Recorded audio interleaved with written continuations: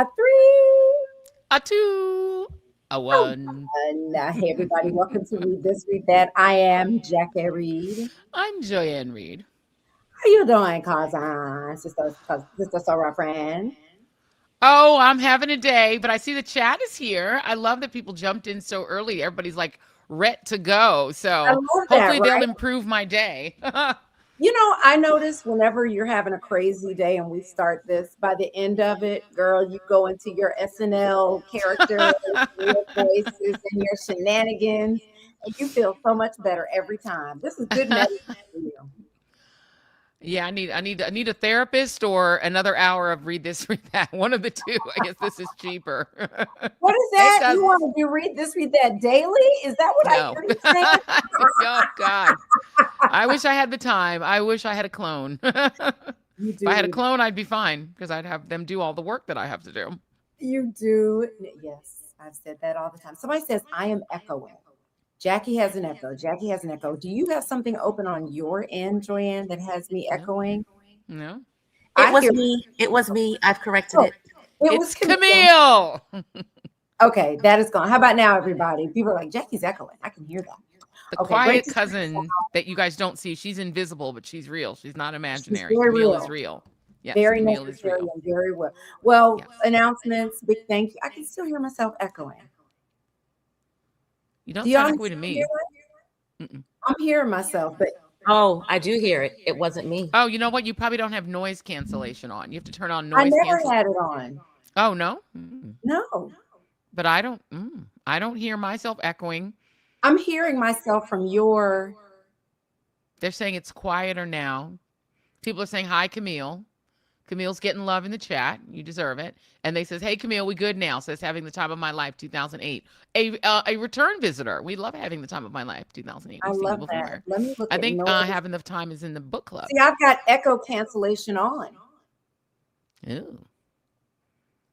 Oh, we've Um, got a Texas voter for Jasmine Crockett of Chella 3J3U.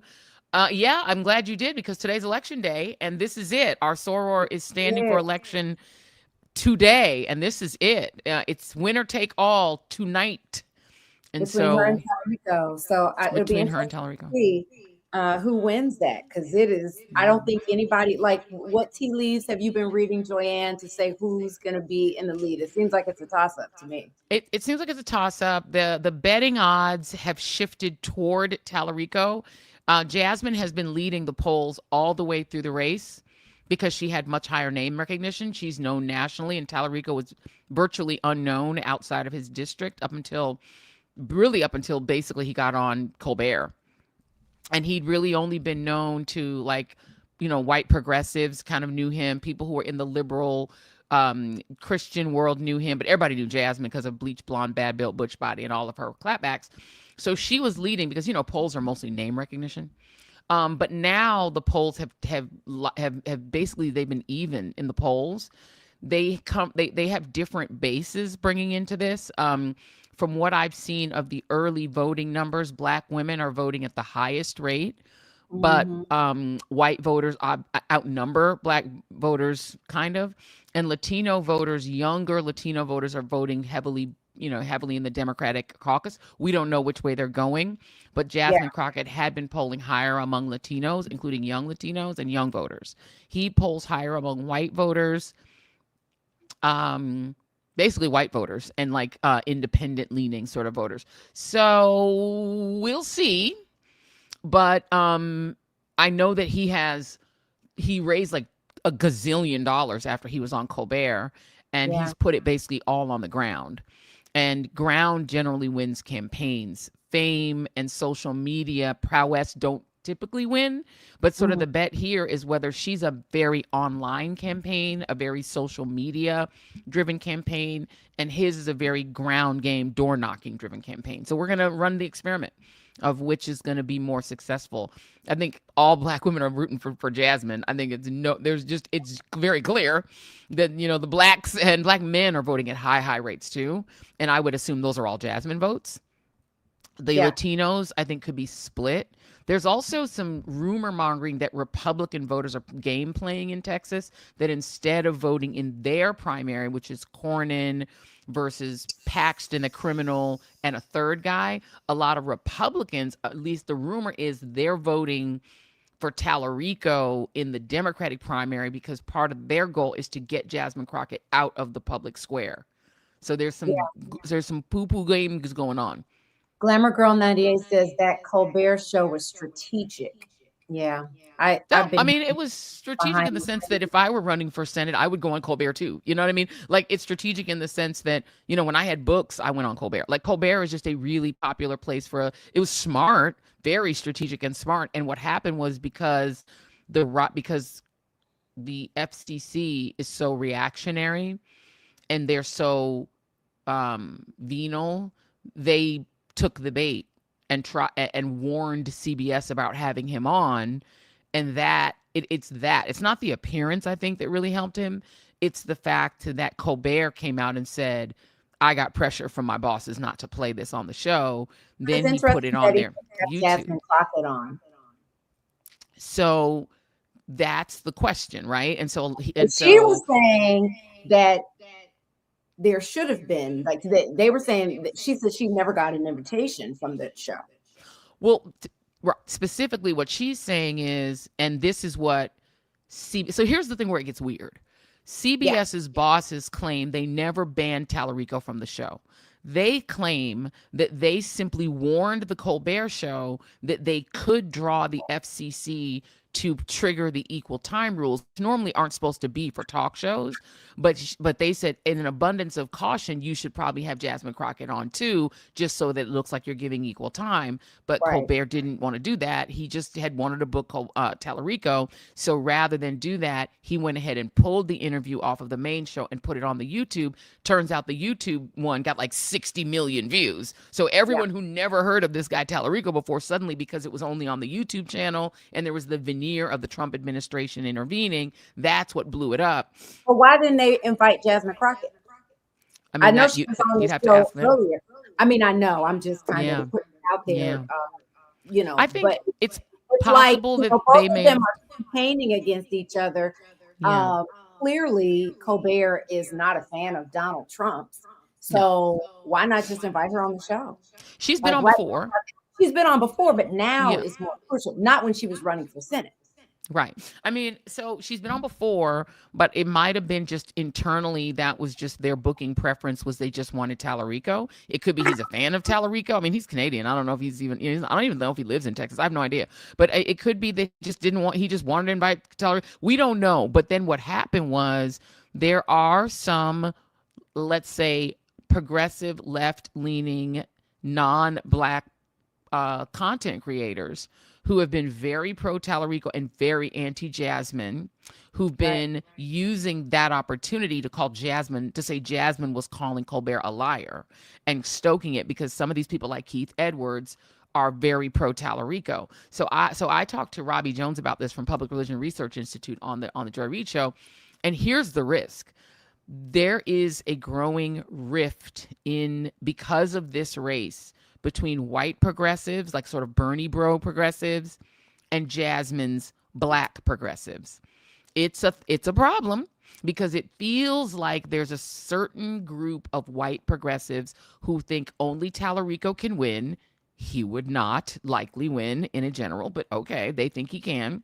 And they want Jasmine out and they want Tallarico in. And so there's been some gamesies. So there's been some trigonometry happening in the Texas race coming from outside of Texas. So yeah, I'm just not happy. And I'm not in that control room. I'm not in those editorial meetings for the Colbert Show, but I think it's unfortunate that he did not also invite Jasmine Crockett onto his show during this time.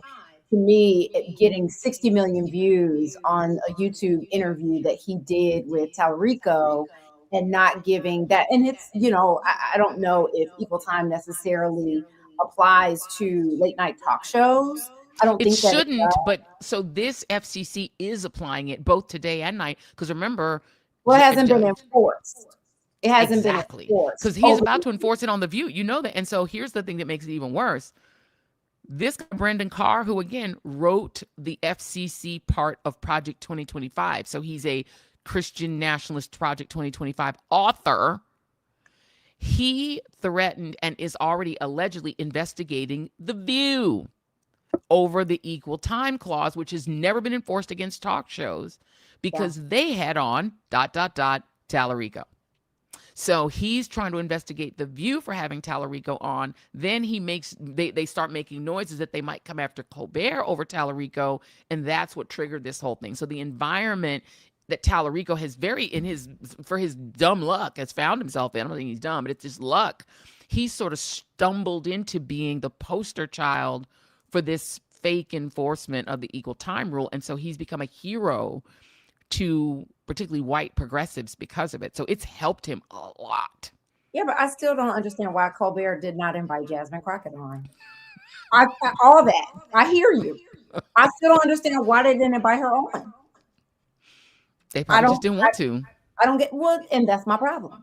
That's my problem with that. I think people have picked us out. You know, remember the 2 Saturday Night Live guys got into trouble because they came out and they said Jasmine's not electable, which is dumb. Like, first of all, they're not political pundits and they shouldn't say people aren't electable. Anyone is electable if people vote for them. Hashtag Donald Trump. Sonny Bono was in Congress. Sonny Bono was in Congress. Gopher from the Love Boat was in Congress. Gopher from the Love Boat. He was literally a congressman. I mean, do you believe this? Gopher from the Love Boat was literally a congressman. That's I'm telling you a real thing that is true. So anyone is electable if people vote for them. Donald Trump is a moron. Donald Trump is this asshole billionaire real estate guy who was on The Apprentice. What is his qualification to be president? Anyone is electable if enough people vote for them. So so when these 2 SNL guys, including people I like, and these are 2 hilarious SNL guys, they were like, she's not electable. And this meme among white progressives has taken, one of them's Asian, that this meme has taken off that she's not electable. SNL.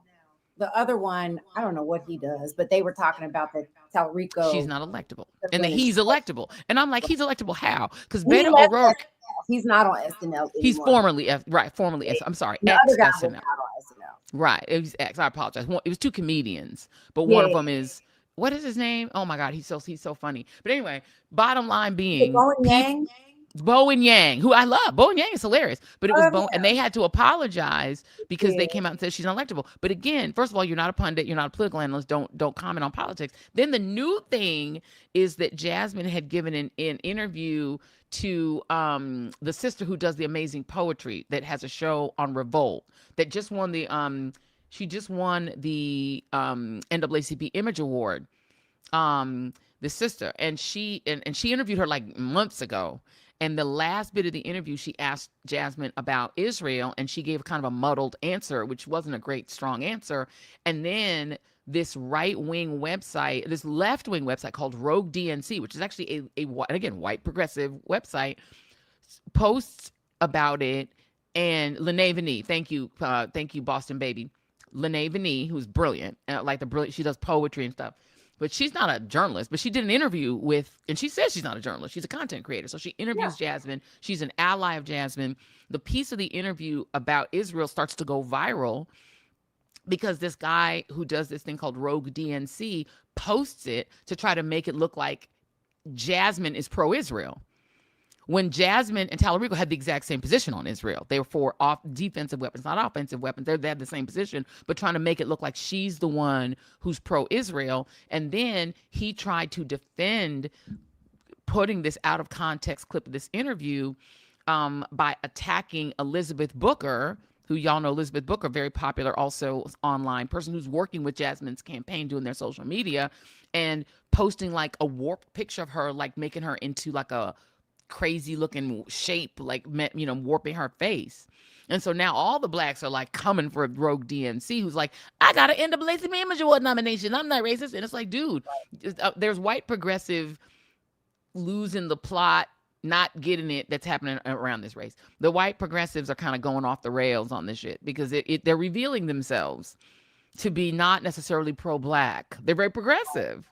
Right. Not necessarily super pro-black. I love Jasmine Crockett. I'm not happy with how she's been answering questions over time, including the interview you just mentioned about Israel and AIPAC money and all that stuff. She don't take AIPAC money though. Yeah. Well, okay. About Israel, right? And the U.S. involvement in Israel. I'm not happy about her answer about that. And I want her to tighten that up. I mean, Yes. if she wins tonight, then I need her to really lean in to tighten that up. Agreed. So it's not a turn off to anybody that could be teetering on, well, where she stand on this. Let's be firm about that. Right. I Yes. love her and I want her to win this because I feel like Tallarico is one of those moderate Democrats that once he gets into office, is going to be like, what's his name? Fetterman, who's the dude that's just a nightmare. Um, wait, He you're may okay. not be all the way. Fetterman is a treacherous little piece of shit. I don't Yes, think he's all yeah. the yeah, but he may be a Manchin. He may be a Coons, a Chris Coons, the ones who try to like my friends on the other side, because he's always talking about how he wants to convert MAGA A Republicans. Schumer, It's like, a bruh, Schumer. a Somebody said Schumer, yeah. Lizzie McKee said Tallarico is Republican light. Yes, He I agree with that. he's not Republican light. See, I that I disagree with. He is definitely not. He goes hard on these Christian nationalists. Like he goes in against these Christian nationalists in Texas. Remember, Texas is basically run by two Christian nationalists, these two brothers that funded what do you call it? The right what is the right Somebody wing said website? Jasmine did take $86,000 in APAC coins. Joy, I'm I don't sorry. you'd have to verify that. She says she doesn't take APAC money. That They is said her it's on clear the claim. APAC watch site. I did the research.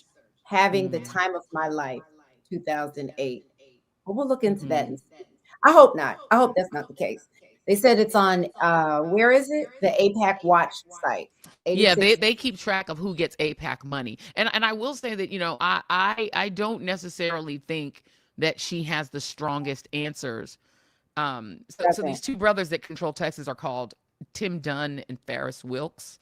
They are basically they run Texas, and he goes in on them. Like he does go after them. Um and so he's not a Republican light. Like he does go after those guys. And Ferris Wilkes is who funded the Daily Wire. Like he's the reason we have the Daily Wire, because they put the money behind it. So these two, and they are behind all the crazy right wing policy. So he's a liberal Christian. He's a Christian liberal. So he's not Republican, but he does talk this. I want to convert the MAGA and bring them up, which is never going to happen. Like it's completely unrealistic. Yeah. Completely unrealistic. Well, let's get back to the show.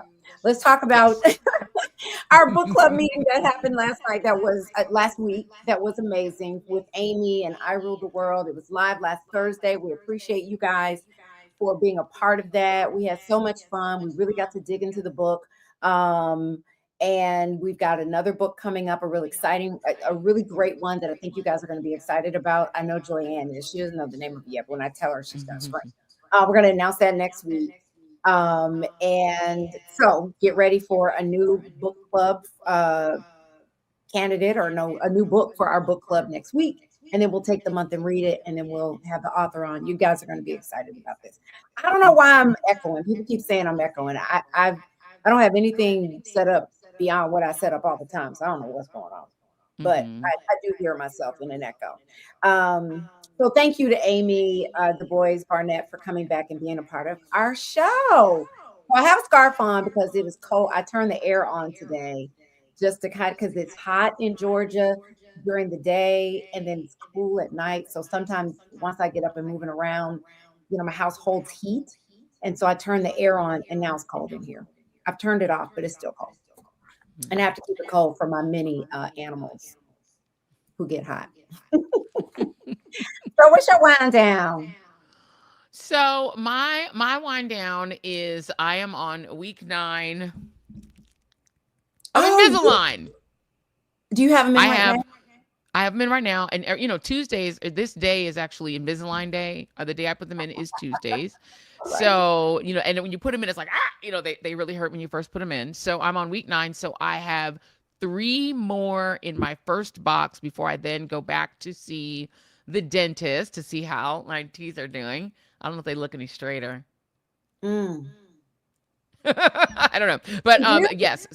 So no, but it's I've made it through 9 weeks, and yeah, I just looked at Track APAC, and they're saying bundlers that included that included it. Yeah, so they're saying $86,000. I mean, that's kind of a pittance in political terms, but I don't know. That's what Track APAC says for those who are posting that in there. I wouldn't put her among like the Cory Bookers of the world taking a whole bunch of money.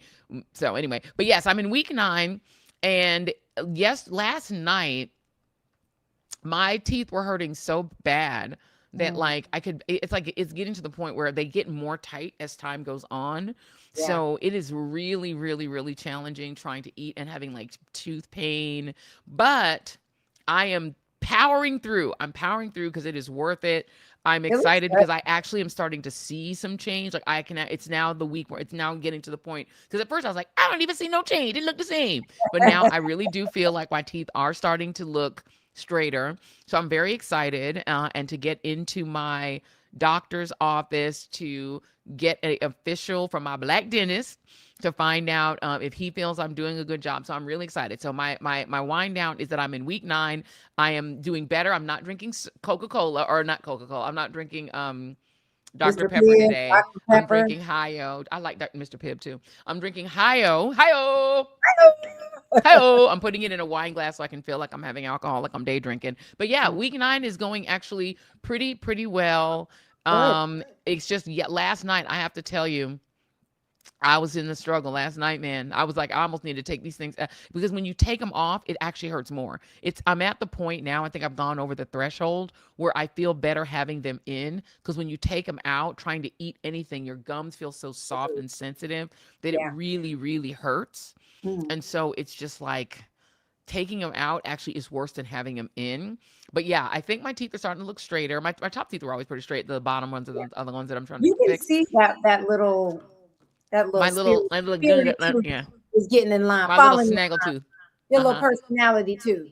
My personality too. Yeah, and his name is George. George about to go bye-bye. I'm putting George in his place. George got to sit the hell down and be even Somebody with the said other ones. George think he better than everybody else, trying to be taller than everybody, stick up more, be like, "Hey, I'm here." It's like, no, you're not. Get down there with the other teeth and shut the hell up. So George has to somebody said squat down. did you take ibuprofen? And somebody said tea with honey. I did. That's what I did. So when I was really, my teeth were hurting so much that I did last night. That's exactly what I did. Who said that? Amanda Correa, 2956. That's what I did. So I just had a nice hot cup of ginger tea with honey, and sat down and shut the hell up and watched television and tried to not pay attention to World War III. I love that. Yeah, yeah. We'll get My into wind down. that in just a moment. In just a minute. What's your wind down? People have been celebrating your wind down. So I got 2 real quick. Let me tell you, if y'all are not watching season 2 of Paradise, starring Sterling K. Brown, it is so good. I mean, season 1 was phenomenal, but season I 2 missed it so far. is crazy. The very first episode, it was so beautifully done. So was episode 2. But episode 4, all I'm gonna say, don't worry, no spoilers, No is that spoilers. it gutted me. It gutted me. Episode 4 gutted me. I mean, girl, the way I was crying. Oh, Oh, but it was so good. But I still, and the best part about this season is, right? Somebody said episode 4 was like, oh my God, y'all gotta oh watch my! I this. have to watch it. Blame your friend Jason why I've not watched it, because he was like, "We need to have a show together," and that was supposed to be our show, and he will not. I'm Pick like, "You want to another watch it now? show. You ready? You ready?" And he's like, "No, can we do it tomorrow?" Girl, watch Cross together. Pick another show and watch it by yourself. I'm already through Cross. I got to get to the current season, but I done already binge Cross. Girl, people are Love mad it. about Cross and him sleeping with that white girl.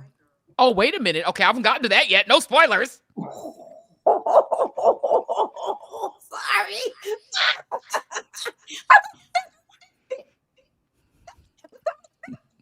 Past that, you just did. You had watched it. Oh, okay. Oops. Sorry. Okay. I watched the first season. Uh, members of the jury, please disregard what You in just timeout. Put Jackie in timeout for the spoilers. Now I know it's gonna. But I mean, the thing about it is, because I'm, the two brothers. I don't think either of them are married to a sister. I'm just being honest with you. No, the first you talking about Cross? Now he was married to his children, which I love because I love. No. I'm talking about not in the show. I mean in real life.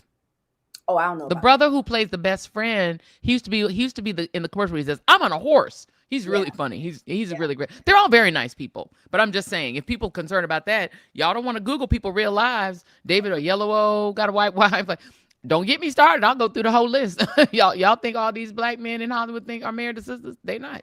yeah. Well, I'm just telling you. listen, love who you love. Good to know who we dealing with. But Paradise, they have a companion. Somebody said cousin Jackie. People are literally losing it in the comments right now. David Cross did a what? But Well, he's listen, super sweet. And by the way, his mom, the actor that plays him, he Aldous Hodge. First of all, he definitely is fine. Like fine as for real, for real, for real they in both real are. life. Like the But they treat both are.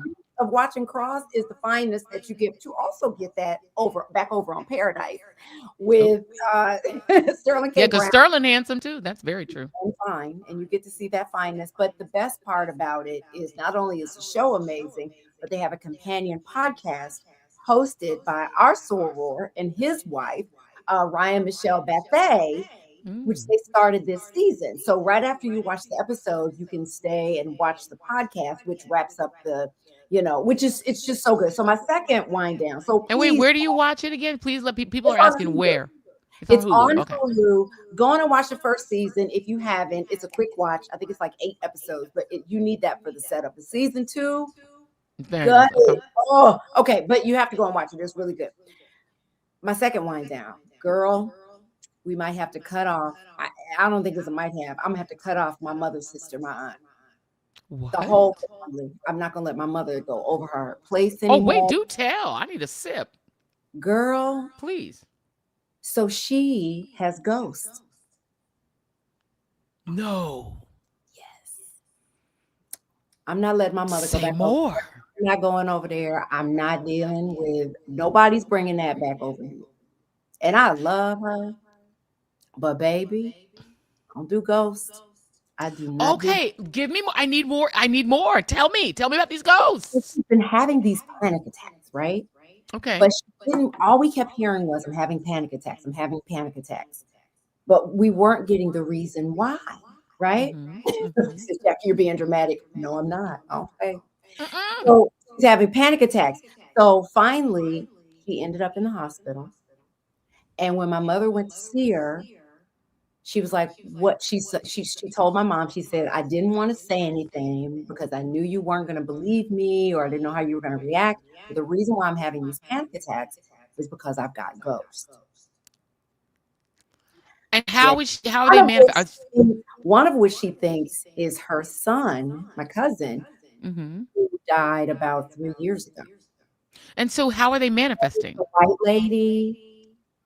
There's a I, white lady. I haven't gotten all the details because my Are they mother. in Georgia? Yes, right up the Okay. street. Yes, Mm-hmm. yes. But So I need more details. How are they manifesting? Are they coming in her room? Are they waking her up in her sleep? Like what's happening? I don't know. All I know is that she's seeing them, and it's more than one ghost. She isn't certain that one is her son, but she thinks one is her son. Mm-hmm. And there's a white lady. I haven't had a conversation with her, mind you. This is coming through my mother, who is Yeah. like, child. Now she says she got ghosts. No. Listen. Let me tell you something. Having grown up in not one but two haunted houses, two, I don't know if I and it was want to hear. interesting. Go on. Oh, 100%. Like when we went to White Jackie's White Jackie's wedding, Mhm. the funeral for her independence, her wedding. When we went to White Jackie's wedding, one of her and our former staff members, one of my favorite white dudes, he is named Will. Mhm. Will and I, one of our many, many bonds, because we go down all these like historical wormholes. We had the same sort of interest in sort of history. And he and I both grew up in haunted houses. So we were sharing stories. And also, many of us who are sitting around the table have had these experiences, including Jason in a house he lived in with hauntings. And he and I both grew up in haunted houses. You know when you have a ghost. It is not ambiguous. You Right. either feel them or you see them.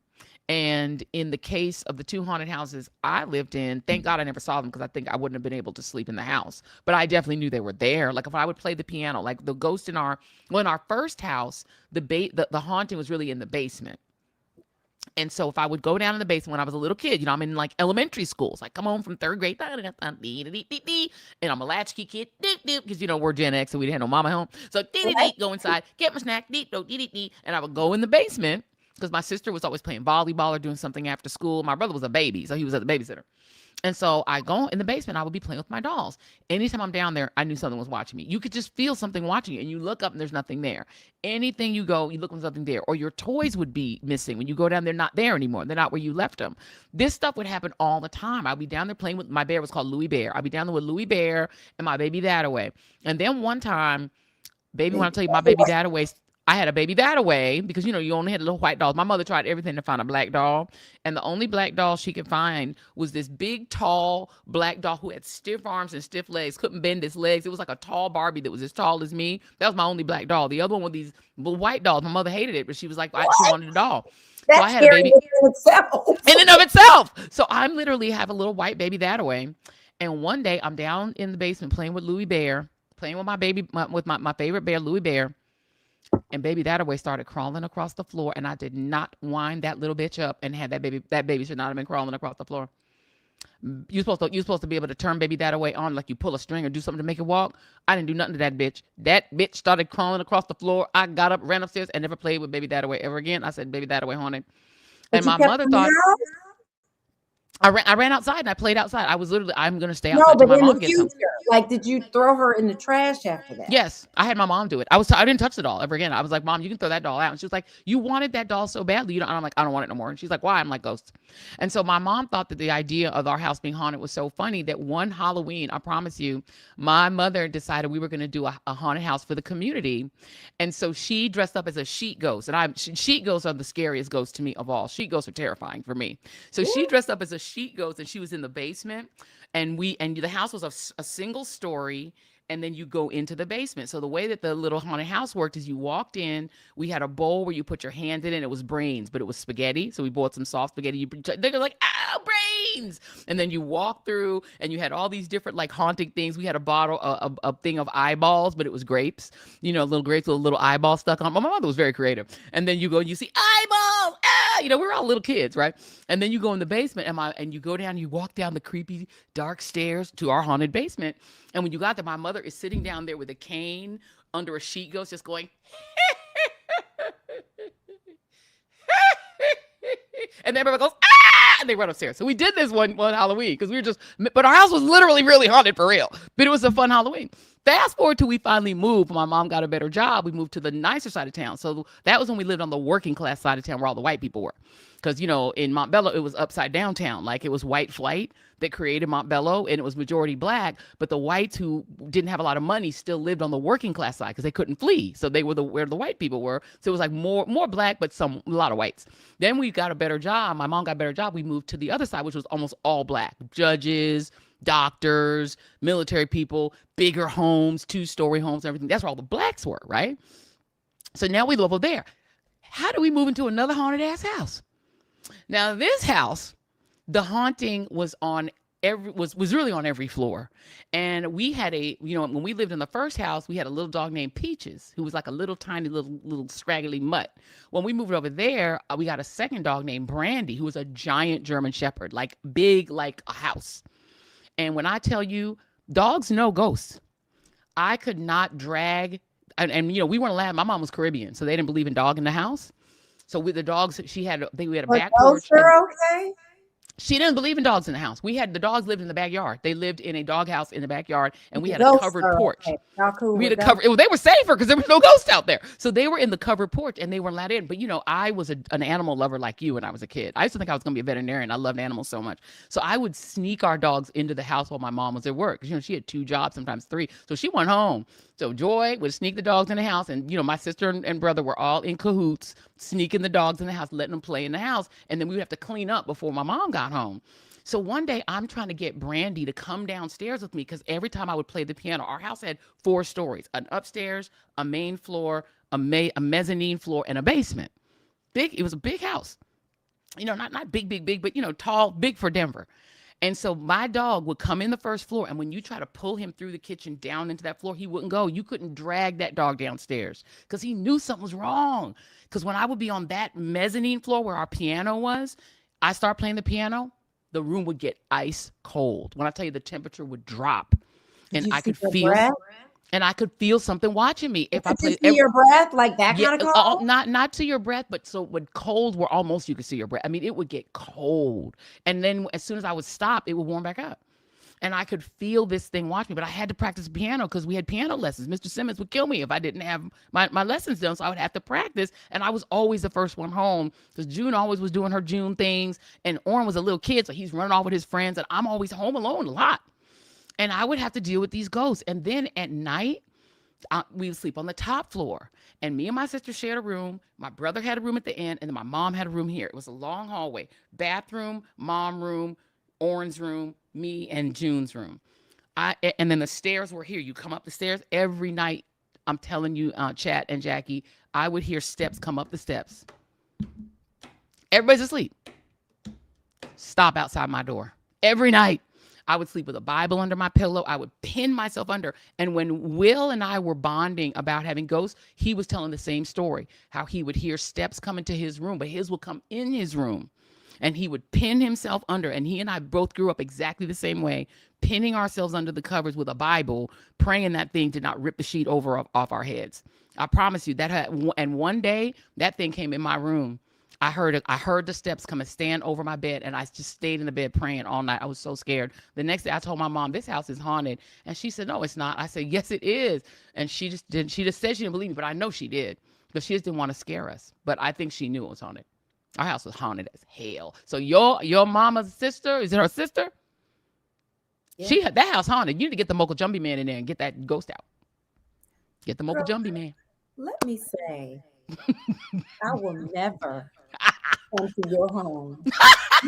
This house is not haunted. Girl, them ghosts following you because the place in Harlem was haunted. It wasn't. No. I thought it might be. No, Jackie. I bought it from a lady who died. So but I'm like, to do the Mocha Jumbie in that. No, place. The Mocha Jumbie Man. Oh, I never told you the Mocha Jumbie Man never had to come. So what happened had happened. So we have a house. Go get him?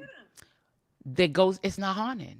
But thought it was haunted. We thought it would be. Yes. That on this show, ma'am. Well, yes, because we were scared because we bought a house from a woman who died. I'm like, if a dead lady have a house, they don't leave. Nah, baby, I'm not coming nowhere near. No. It turned out the house wasn't haunted at all. No. And what we found out was that the lady didn't die in the house. She died at the hospital. Now, let me tell you, the house, we almost traded up to the third floor. That house, that one is haunted like crazy.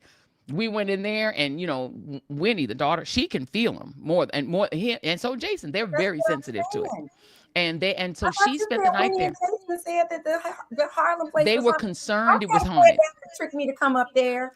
And no, it's not haunted. I promise you, I've slept in there alone by myself. I would know if it was haunted. It's not haunted. That lady died at the hospital. Is waiting for Jackie to come. When Jackie comes over, it's gonna be like, hello. I'm here. Oh, man. No, but the house upstairs, let me tell you real quick before let me tell you how I know the house upstairs is haunted though. Okay, the house I live in, I did think it was haunted, and I thought the Mocha Jumbie Man was going to have to come and get rid of the ghost. So I had the Mocha Jumbie Man scheduled.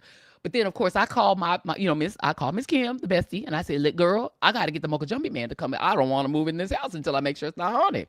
She was like, girl, you must be crazy. That house, you need to just believe in God. You need to believe in the spirit. So she had her friend who's a pastor call me and pray over the house with me on the phone. And the house is haunted. Girl. But upstairs, the house we were going to trade up to, because we have a small apartment, the one on the third floor, baby, that a 40-something-year-old man died of a widowmaker heart attack in there, and you can feel his spirit in that house. You walk in there, you know he's still there. He's confused. He don't know where he's at. He dead. He don't know.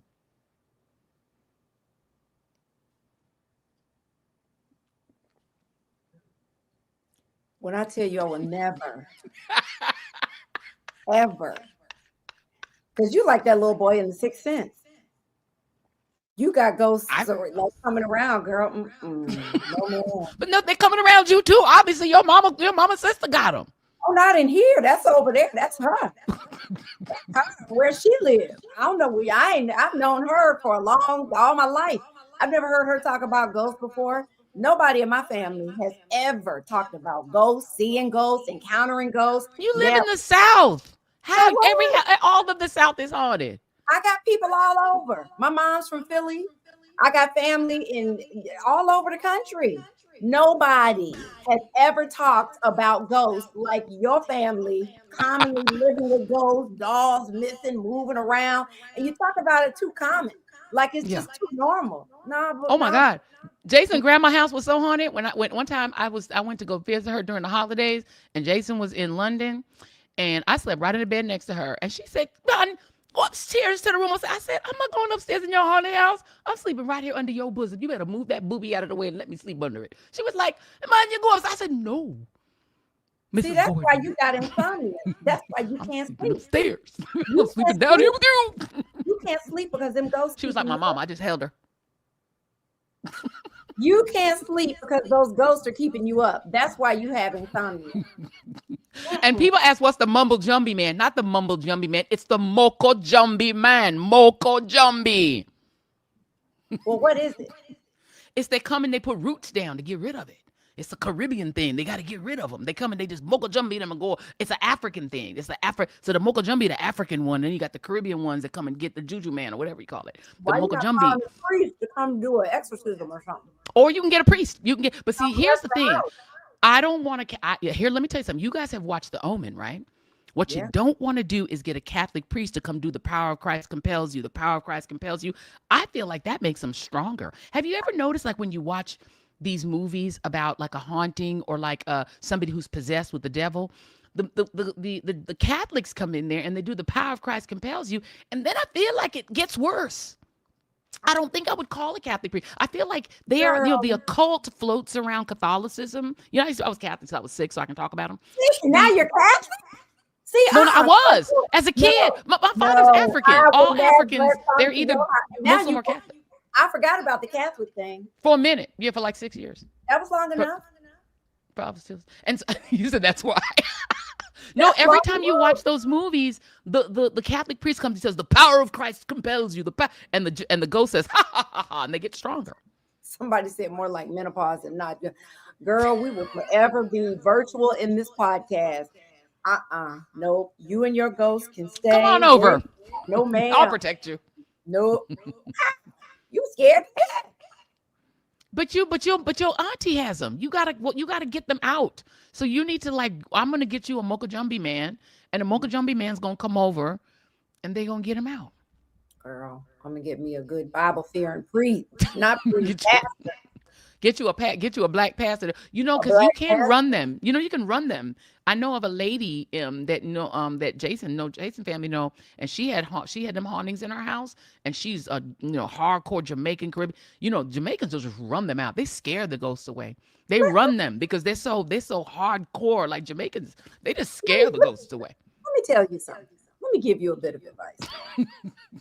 Because you've done a documentary on Harry Belafonte, right? Who else you did a documentary on? There was another one. Reparations. Reparations. We helped on the reparations doc. You're sleeping on your Oscar winning doc. That's on this whole ghost history between you and your husband and your child. And that whole thing, girl, you do that, I would be fascinated. I wouldn't come to the premiere. Or anything. You wouldn't come though, right? That's the problem. You'd be scared. I can watch it on TV, but baby, you leaving money on the table. Did you ever hear about the haunted hotel did I ever tell you about the haunted hotel in DC?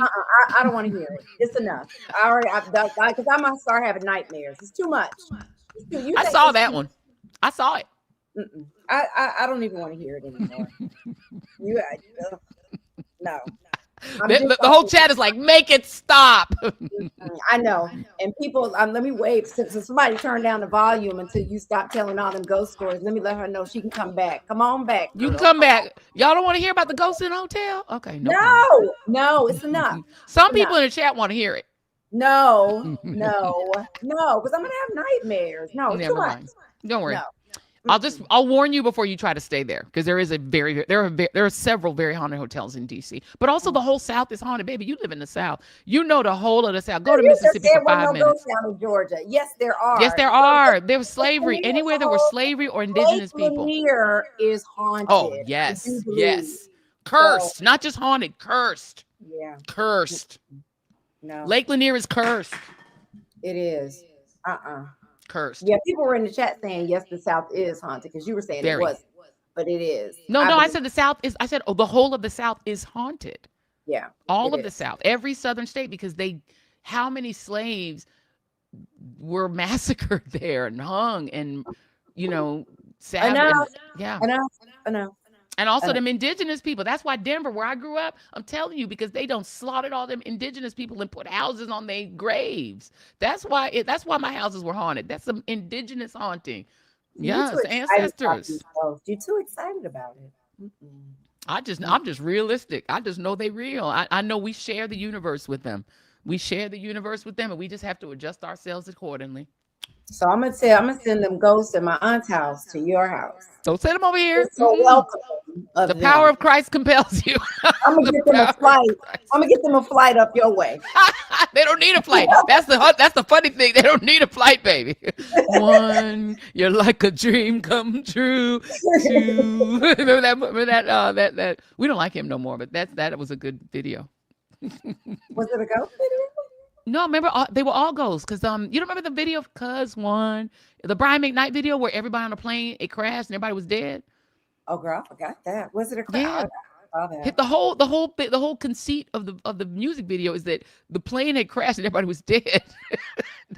I thought it was a love story. It was, but everybody was dead. Well, that don't make sense. I don't. Okay, let's move on. I'd rather. That's a song I will never play fly. As soon as I saw that video, I was like, well, there's a song not to play when I'm flying. It's like a prelude to the end of your life. Somebody said why we don't like Brian McKnight. Yeah, that doesn't make sense. He's a terrible human being, y'all. And I think he just performed for MAGA. He just did a performance for one of these MAGA organizations. He's a right winger. Everybody else is canceling. Let them have them. They can have them. Who Yeah, cares? You don't like He them gone. nowhere. They can have them. I used to love Brian McKnight. I almost did a Me TV too. show. I almost did a TV show with him through Tyler Perry. I'll tell you about that another time. In the book. In the It book. goes in the book. Yeah, he's MAGA. And he cut off his I don't think kids he's financially. MAGA. Like, what the fuck?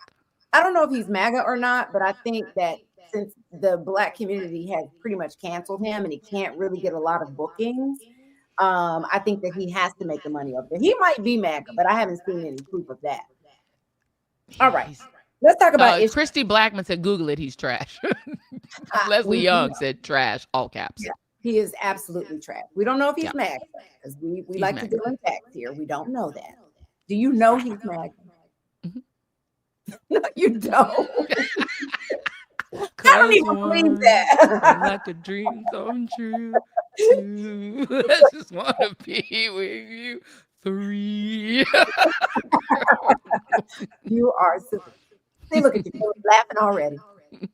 Nothing like a little Reid this, Reid that. Pick your spirits. Cheer you right up. Pick you right up. Pick up the spirits. Yes. Spirits. I don't want to talk about spirits. Okay, we're moving on. So I don't know what I'm going to do about my aunt, but right now.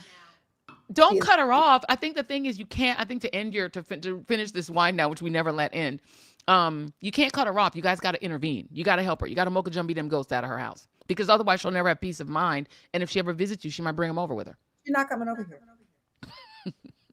She's not coming over here. She got a whole son. She got grandkids. She can go visit them. She's not coming over here. Moving on. The issue you need to know.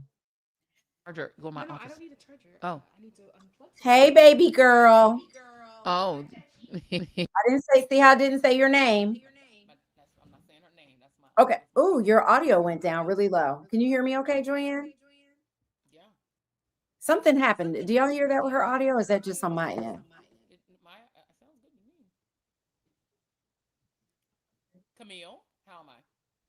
Doesn't that sound weird? Camille. Hello. Camille. Janwig 9347 said the cats will protect you. That is true. Animals are very sensitive to spirits and they will alert you if they're there and they will protect I'm gonna start giving out spoilers if you don't stop talking about ghosts. They're saying audio is low. Oh no. Your audio is low, right? Okay. Yeah, We can't hear Joy. Something is going on with your audio. Fix that. While you fix that, let me set up our issue need to know because Joy, you already know all these topics, all these details. So we're at war with Iran, which means Israel and the U.S. is just using our military to carry out Israel's craziness. The bombing started this weekend and continues, and it has escalated. Iran is defending themselves, bombing Israel, U.S. air bases in that region, and other places. It just gets worse and worse. Meanwhile, Americans in the area are being told to get out or try to shelter in place, but there are no planes flying out of this area because of the war that's taking place. The State Department is now, as of this afternoon, trying to arrange military flights for folks. I don't know how they're going to do that. The leader of Iran is now dead after U.S. military strikes. Also, other leaders that were part of this regime. Trump now says that the people can take back their country, but they can't hear him or receive that message from him because the internet has been shut down in the country. So, what does the future hold for this nation? Many folks there are happy that this, that this governing regime has been shut down, but the future remains uncertain. So far, 6 U.S. soldiers have died. Trump says more to come. Meanwhile, Trump and his administration has given a laundry list of reasons that they stated for why they started this war, none of which makes sense to many congressional leaders and American citizens. Say something. No, it's not working. Wait, she's muting. Let's see if we can get that fixed. Now, okay, now it's perfect. Yes. You don't plug that in. I'm just going to use the MacBook microphone. They said Duppy messed with the audio. Duppy messed with the audio. Same thing. Yeah, the Duppy. I talked about the Duppy, and the Duppy done come for the volume. What's a Duppy? Ghost. Now you got nicknames for him? There must have been a Jamaican in there who said the Duppy come for the audio. See, that's too affectionate. You got nicknames for him and everything. Duppy. That's how you know a Jamaican is in the chat. Yeah, the Duppy came from my audio. First of all, they did not remove the regime. Well, they killed leaders, but yeah, correct. You're right. And so what's going to happen is tell Jason he got a shout out. Somebody shout out to Jason with all caps. In-house tech support. The ghost didn't appreciate the story, said Light Mocha. No, they did not. They don't like being called out for what they do. There's so many ghost emojis in the chat. That's hilarious. So what Trump did, for no reason anyone can explain, and that he has not explained. First, they said, well, they attacked us. Well, they didn't attack us. Well, they attacked us in the 1980s. Well, that's a little late. Well, they control terrorist groups. Which ones? And when do they attack us? And then they said, well, they're going to have a nuke. Yeah, but Trump said that when they blew up their nuclear reactors last year, that ended their nuclear capability. So why do we have to go to war with them now if Trump claims that they got rid of all their nuclear capability? What are we doing? And so they haven't been able to. Right. Yeah, it's like they attack us, we're going to attack them first. Go ahead and do it. And that's illegal. And we started off their little war by bombing a girls' school and killing 160 children, which is a war crime. So already Donald Trump has now equaled his good friend Bibi Netanyahu in also being a war criminal. So now when the war crimes complaint is inevitably filed in the UN, it will likely name Donald Trump, Bibi Netanyahu, and Pete Hegseth. And also the general who was in charge of the operation will probably now also be adjudicated as war criminals.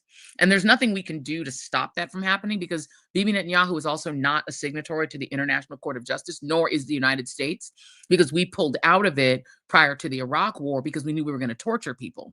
We were going to torture people in Gitmo and torture people in Iraq. So the U.S. is not a signatory to the ICJ, neither is Iran, neither is Israel. So both countries, but you can still be labeled a war criminal because Bibi Netanyahu is already labeled a war criminal for what they did in Gaza. We've now done it Gaza style, bombing a freaking girls' school. That's how we started, and it's not going to get better. This is a war. This is just an ongoing war crime, and 6 U.S. troops are dead for literally nothing. Yeah, just because Bibi told Trump to. That's what's so crazy. It's like Israel was possibly in danger from, military action from Iran, but not the United States. No, they weren't. Well, there were senators saying that. There are congressional leaders saying that. They weren't. Okay. No. Israel has it's 3 words. Israel has nukes. Yeah. Israel's not in danger from anybody except somebody else with nukes, and no one in that region has nukes but them. So they're not in danger. And what they were afraid of is that one day Iran might have nukes too and might be able to match them. Which, if I was Iran, I would definitely want nukes, because Israel is an expansionist, aggressive, regionally aggressive power that literally kills people over their border. They blew up those cell phones, and those people killed a bunch of children in Lebanon. They go ahead and just murk people in Syria. They just kill people wherever they feel like it. They're massacring Palestinian men, women, and children. They've killed more children in Gaza than have been killed in any war that we can think of in modern history. They've murdered more journalists more than in World War II. They're just killing people left and right. So yeah, I'm sure Iran does want nukes. It's the only thing that can stop Israel's aggression. And so the reality is, they were not in danger from no Iran. Iran don't have nukes. They do. There was a congressional leader who said this after some briefing. I don't know. I have to go by the people who are. Oh, it was Blumenthal. Yeah, Blumenthal said it, I think. Who said that? Said that there was no justification, because he said the bigger issue for him was that we were doing this on behalf of Israel, like that there was no imminent danger to the United States in any kind of way, no reason for us to get involved in this. My thing is, even though the Trump people have been saying different things about why they decided to do this, we can't believe anybody from this administration, because mostly they just tell lies. You just can't believe anything that they say. So we may never know, like, who's going to investigate it, who's going to look into why this, right, into why this administration did this. I can't. My biggest issue too is gas prices could possibly go up depending on how long this goes. And then, are we safe, girl? Because I mean, it's not like they don't have sleeper cells, right? That's something that would not be enacted here in the US. You know, just like in Israel, how they're like tiny little suicide bombers and things like that because they hate Israel so much. What's to stop something like that happening here? Now, the US could do something. They could continue under Donald Trump to do something like ban people from certain countries from coming into our country. But girl, they be recruiting white people and all kinds of people to be a part of, you know, their action against the US, their hatred for the US. So I don't know. We're now traveling. Yeah. Anywhere. I would be worried. I mean, if you have a different color passport, yeah, I mean, 100%. I mean, the reality is they've now tied the United States hand in glove to Israel in a way that people used to assume we were tied hand in glove, right? People would assume whenever we did things, what's Israel behind it? Well, now it is Israel behind it. Like, we've actually joined them in committing war crimes against children. We've joined them hand in hand, fist in glove. We are walking hand in hand into probably committing genocide against one of the oldest nations in the world, the former Persian Empire. 90 million people live in Iran. 90 million people. And the idea that they are grateful that we got rid of and again, this isn't just killing their president. This would be like killing the president of Italy and the Pope, because this is the leader of their religion. So they killed their spiritual leader / leader.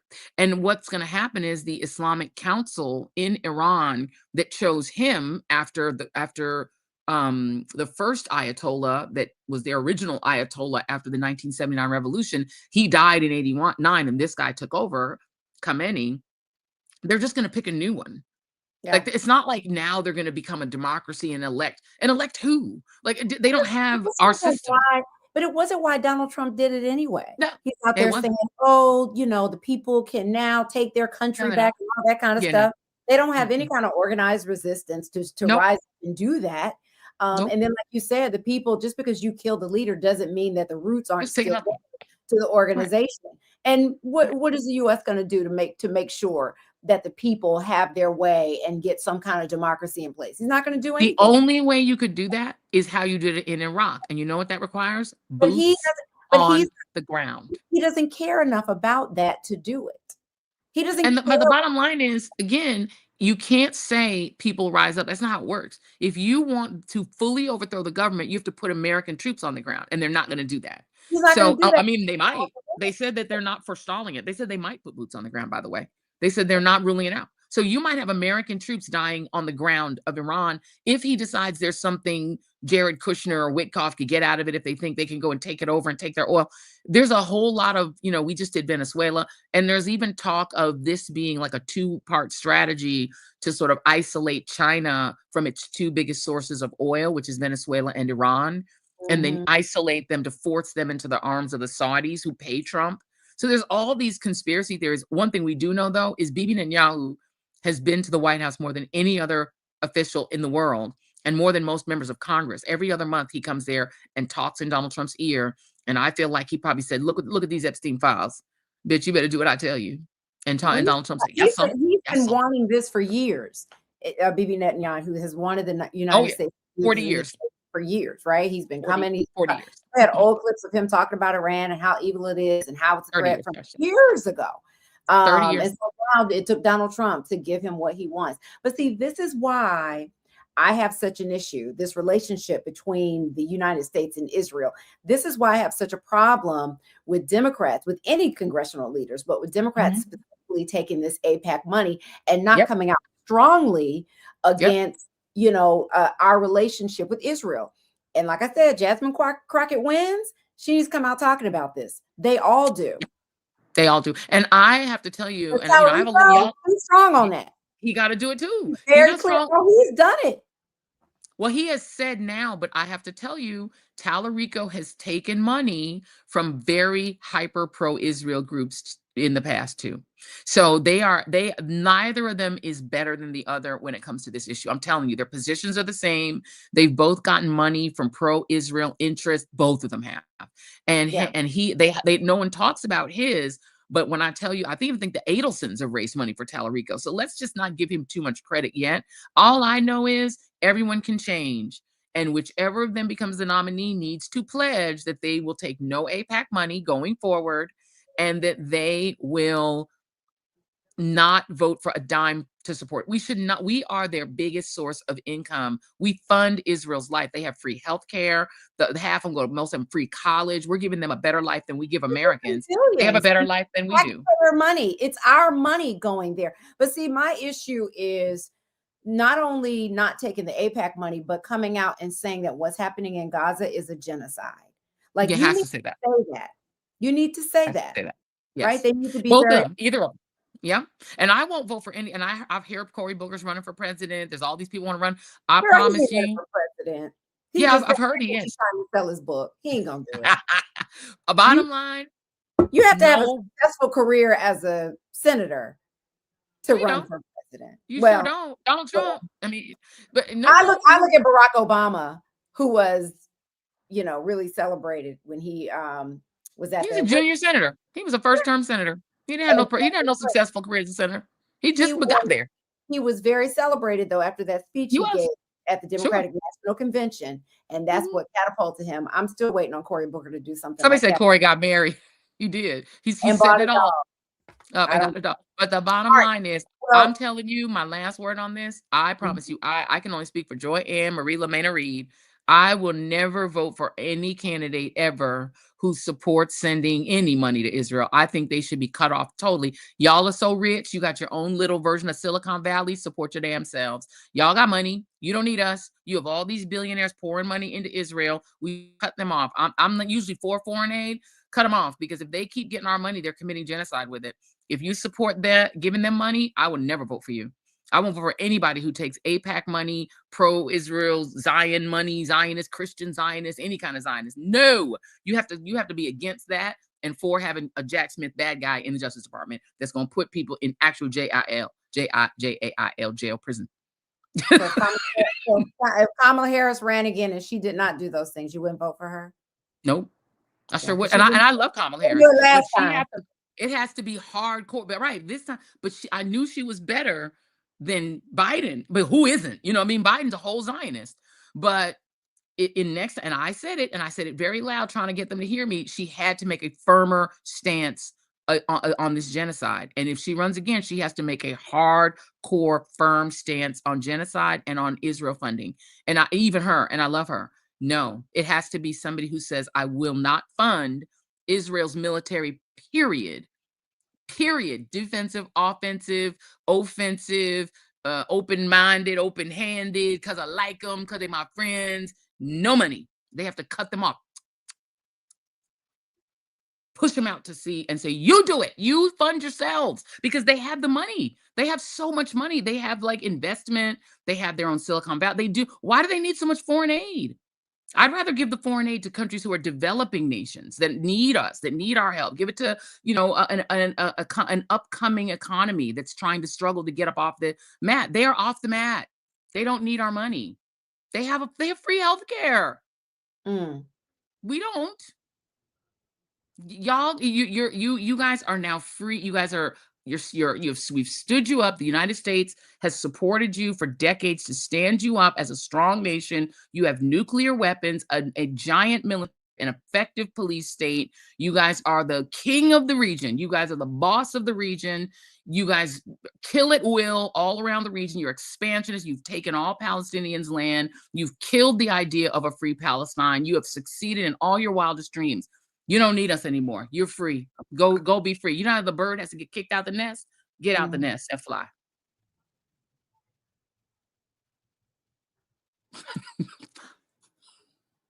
Flap, flap. Because they don't need us. True. Very true. Well, hopefully these moderate Democrats can get it together, and we'll see what happens. Mm-hmm. Now is the time to be firm about these things, to be outspoken about it, because, once you become the nominee, right, then it's too late, because you don't want to vote for Donald Trump instead of a Kamala Harris just because of one particular issue. So now's the time to really push them. And that's why I'm listening for people like a Jasmine Crockett to be very firm about these things and not kind of, Yeah. But I don't mind. I agree with that. But I just say we have to have the same smoke for Tallarico, because I promise you, he's not better. No, I'm saying if she wins, one of them, either one. If she wins, I like her. I don't know him. I like her, but I want the people that I like to do the right thing. I don't know about him. If he wins, we'll see. But I'm talking about her because I like her and I want her to win. She needs to get her shit together when it comes to answering these questions. Because if she wins tonight and she goes forward, she can't be fumbling these answers. Yes. We have to require more from these leaders. We can't just put them up on a pedestal and just be like, oh, she black, she cool, she's great, which I do love all things about her. I really love her. I need her to be firmer on this. And now's the time to put her feet to the fire. You know what I mean? To all of them. Hakeem Jeffries, he could go. Cory Booker, I can't even believe he's thinking about running for president. I can't even. We have to, we got to be tough on them now. We can't just celebrate them because they have a filibuster and break some kind of record in history. We around because of Cory Booker, because of that, even though he's taking all this AIPAC money, being soft on Israel, he's been that for years. Right. You know what I mean? We're so happy to have Hakeem Jeffrey, in the position that he was, but he's been doing the same shit for years. Yeah. So no, I'm sorry. All right, moving on to what I believe is why Trump started this war at this time. Like, you think about the timing, because of the Epstein files, and a lot of news has. I mean, there are other reasons that I believe, but I believe that this is one of the key reasons because of that cover up that was happening. I feel like what the Clintons did when they were deposed was, especially Hillary, that was a masterclass. Yes, she did an excellent job. That was a masterclass. Bill Clinton, he's got some health issues. He's older. They shouldn't have done that. But I love that they opened the door to Donald Trump, to give the Democrats a little, gasoline in the tank to push for Donald Trump to come in and testify. But now they're not even focused on it because they're focused on what's going on in Iran, which is what drives me crazy about the Democrats. It's enough of them to, keep the foot on the neck of the Republicans when it comes to this Epstein thing. But Hillary Clinton testified, and there was a moment because she and her husband were really pushing to testify publicly. But the Republicans who were overseeing this what? Um, It's not a real investigation. They're claiming that this is their congressional investigation. That's what they're saying well, it is. they wanted it to be public, but the Republicans refused, and so they had this No. private thing. But then someone in there, one of the Republican congressional leaders, Lauren took Boebert. a photo. Lori Boebert Lauren Boebert. took a photo of Hillary Clinton and then sent it to someone, and then it showed up on the internet. And here's the moment when because I'm glad we're seeing this video where Hillary and her team found out about that. Can we play that, Camille?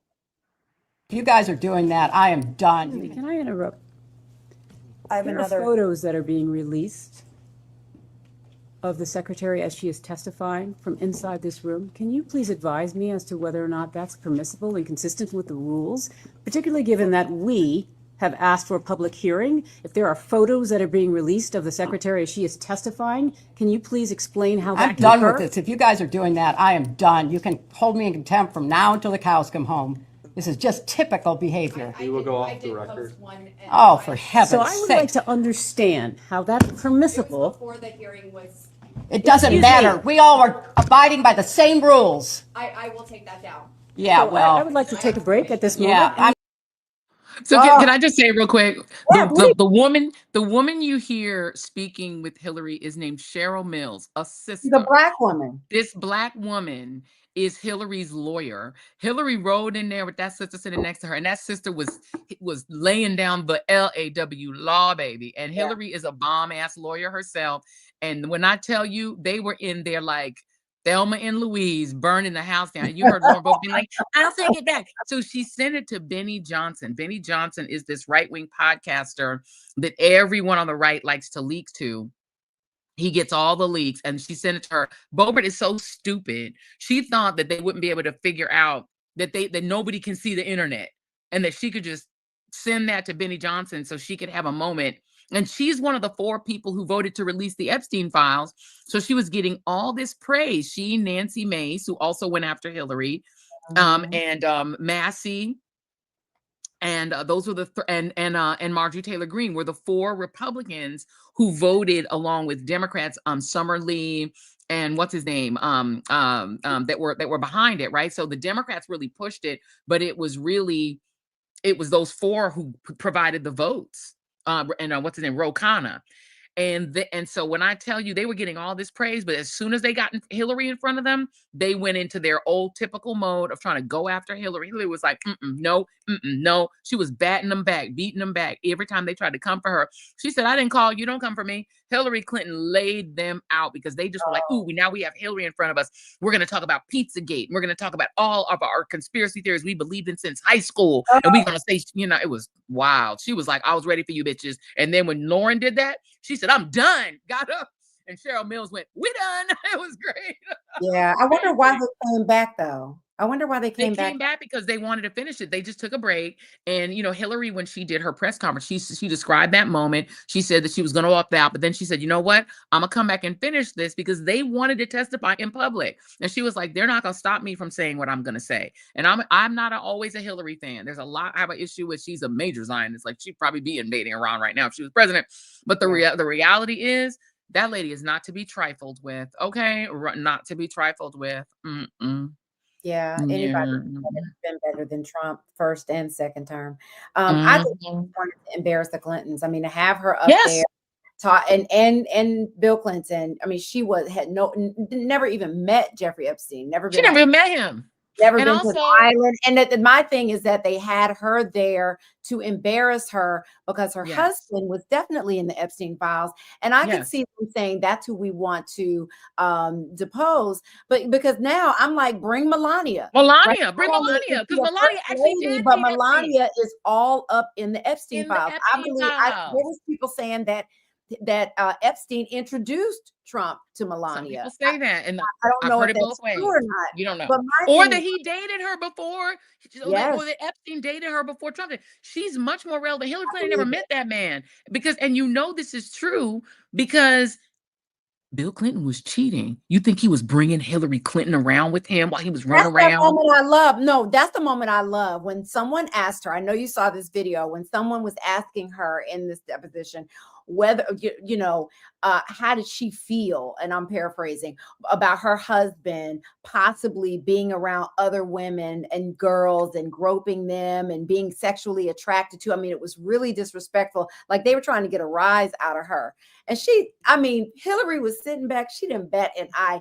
And It was like, she was like, you don't think I've been dealing with this you know our what I'm whole saying? marriage? I know You what think marriage I'm new to this? You think I'm new to this? Oh, I loved that moment because all they wanted to do with this embarrassment. is embarrass the Clintons. But what I Yes. love is that it really opened the door wider for the Dems to push for President Trump. I hate 100%. to call him president, and Melania to come and They should both testify. have to come. All Yeah. they did was put Melania on the griddle because the reality is Yep. Hillary Clinton has nothing to do. If you go through the Epstein files and you Google Hillary Clinton, it wasn't like she's emailing with him. There had one or two instances they talked about where some other third party was like, we should throw a fundraiser for Hillary Clinton, and this is a person that's talking to Epstein. But there was never a fundraiser with him. They never met. And again, if he's literally cheating, why would she be there? She's literally the person who was being cheated on. She's not there. Whereas Melania was all up in the videos, Yeah, but all in the photos. Dems got to do something about it. We can wag our fingers and talk about it all day long, but we can't push them, right? The Dems have to do it. Well, they have don't to have figure subpoena out how power, to but do they it. should. So we got to figure No, out they need how. to negotiate. They need to figure out. I know they're not in power, but they need to be working and strategizing and working the relationships. Chuck Schumer, all these relationships that he worked so hard to have, giving up on healthcare, selling us under the bus time and time again, the American people, so he can look like he works across the aisle. Okay, now's the time to call in those chips, sir. And by the way, I will say for Bill Clinton's point of view is, to me, the fact that he was willing to be deposed and wanted and was publicly saying depose my ass in public shows Right. me that while and so remember the infamous hot tub photo. He gets asked about the infamous hot tub photo. He was like, oh, okay. He's like, yeah, let's talk about it. They asked her about that. Yeah, they asked her about it too, but They and asked he was, Hillary about it in the deposition. Yeah, but go they ahead. I'm did. sorry. And they Yeah. asked him too. And he said, did you show the other photos from that period? And they said, what other photo? They said, oh no, there's a wider photo. He's like, I'm glad you asked me that. Bill Because Clinton this said was that? yes. He I said gotta this was in Brunei. So he was like, this was not at no, they tried to make it look like he was at Epstein's ranch. He said, he said, this was an official trip to Brunei. And he said, if you zoom out from that photo, the Sultan of Brunei said, would you like to all get in the pool? He's like, it's a whole bunch of us. He was like this. I was president. He went to the Sultan of Brunei's palace. That's who's palace. Well, He's not in. who was there So he said, in if the you wider zoom, picture? he said, if you zoom out in the wider picture, all of his aides, the people who he brought with him, they all flew as a presidential trip to Brunei. And he said So Jeffrey what Epstein was yeah. no, he said Jeffrey Epstein was there. That the Sultan threw a party, and Jeffrey Epstein was also at the party, and they were all there. He said, yes, Jeffrey Epstein was. He admitted. He said Jeffrey Epstein was definitely there, but they tried to make it look like he was in the pool at Jeffrey Epstein's house. And he said we were not at no Jeffrey Epstein's house. Jeffrey Epstein was at that party too. But if he's like, we were all there at the Sultan of Brunei's house. So even that, it's like it's like everything they do is to try to make it look like Bill Clinton is the one who was at Epstein Castle, or Epstein Epstein Island. That is not. They implied that that's where that photo was taken, and it is not. And so some of the stuff you got to be careful is that these Republicans are trying to make it look like the whole Epstein scandal is just about Bill and Hillary Clinton. It is not. Bill Clinton was a fool for hanging out with Epstein, but so was the president of Harvard. So was half of the royal family. Trump, who's in the Epstein files and more than that, photographer name more than anyone else except for Jeffrey Epstein. His name is in there, photographs, all kinds of things.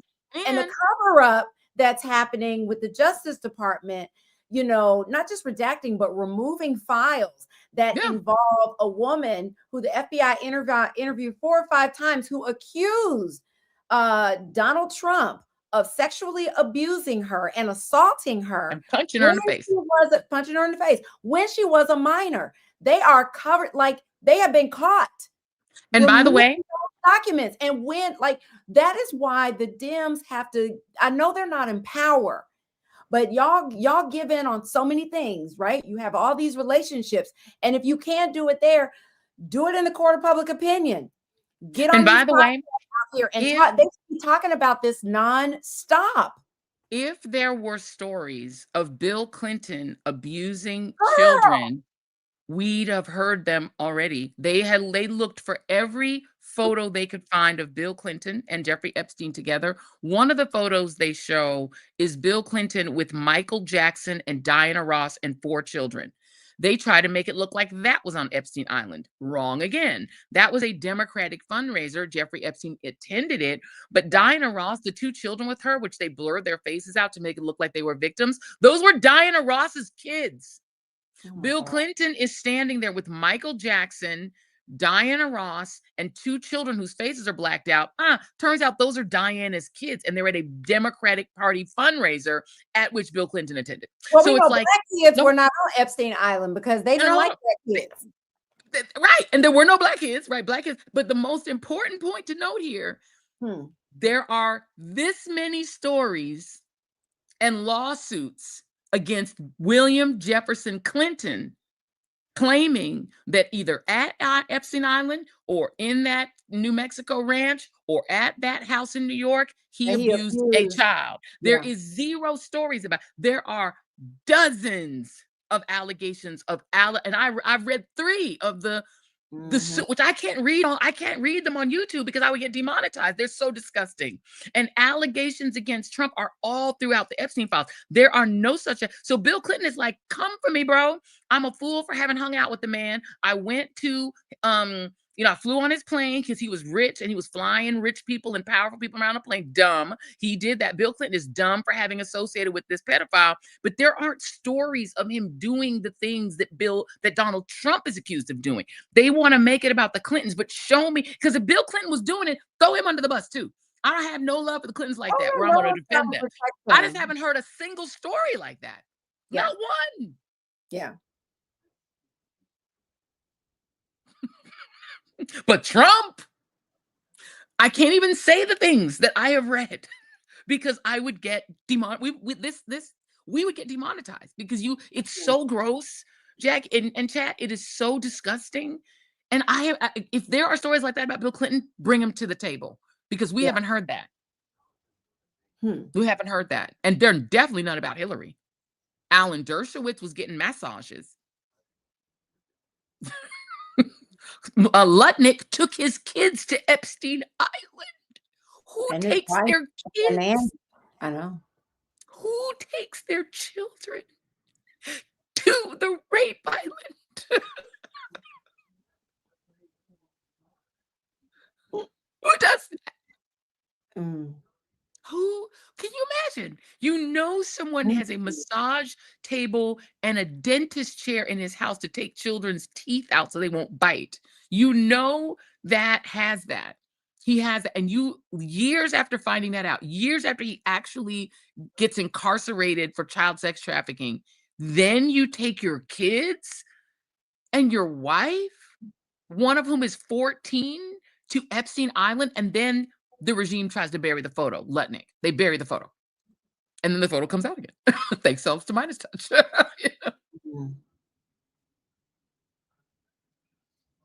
And the nannies, they took the nannies. Thank you for adding that.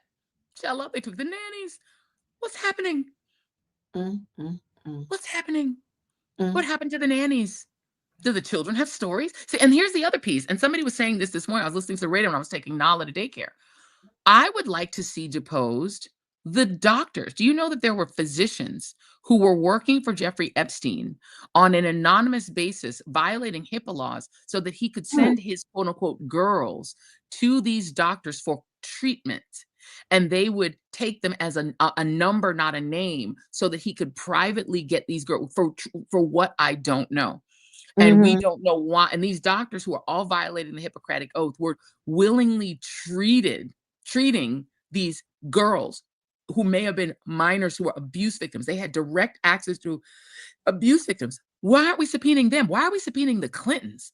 The Clintons you've now talked to Bill Clinton. Y'all have gotten to ask him about aliens and UFOs and everything you ever thought they did. Y'all got them.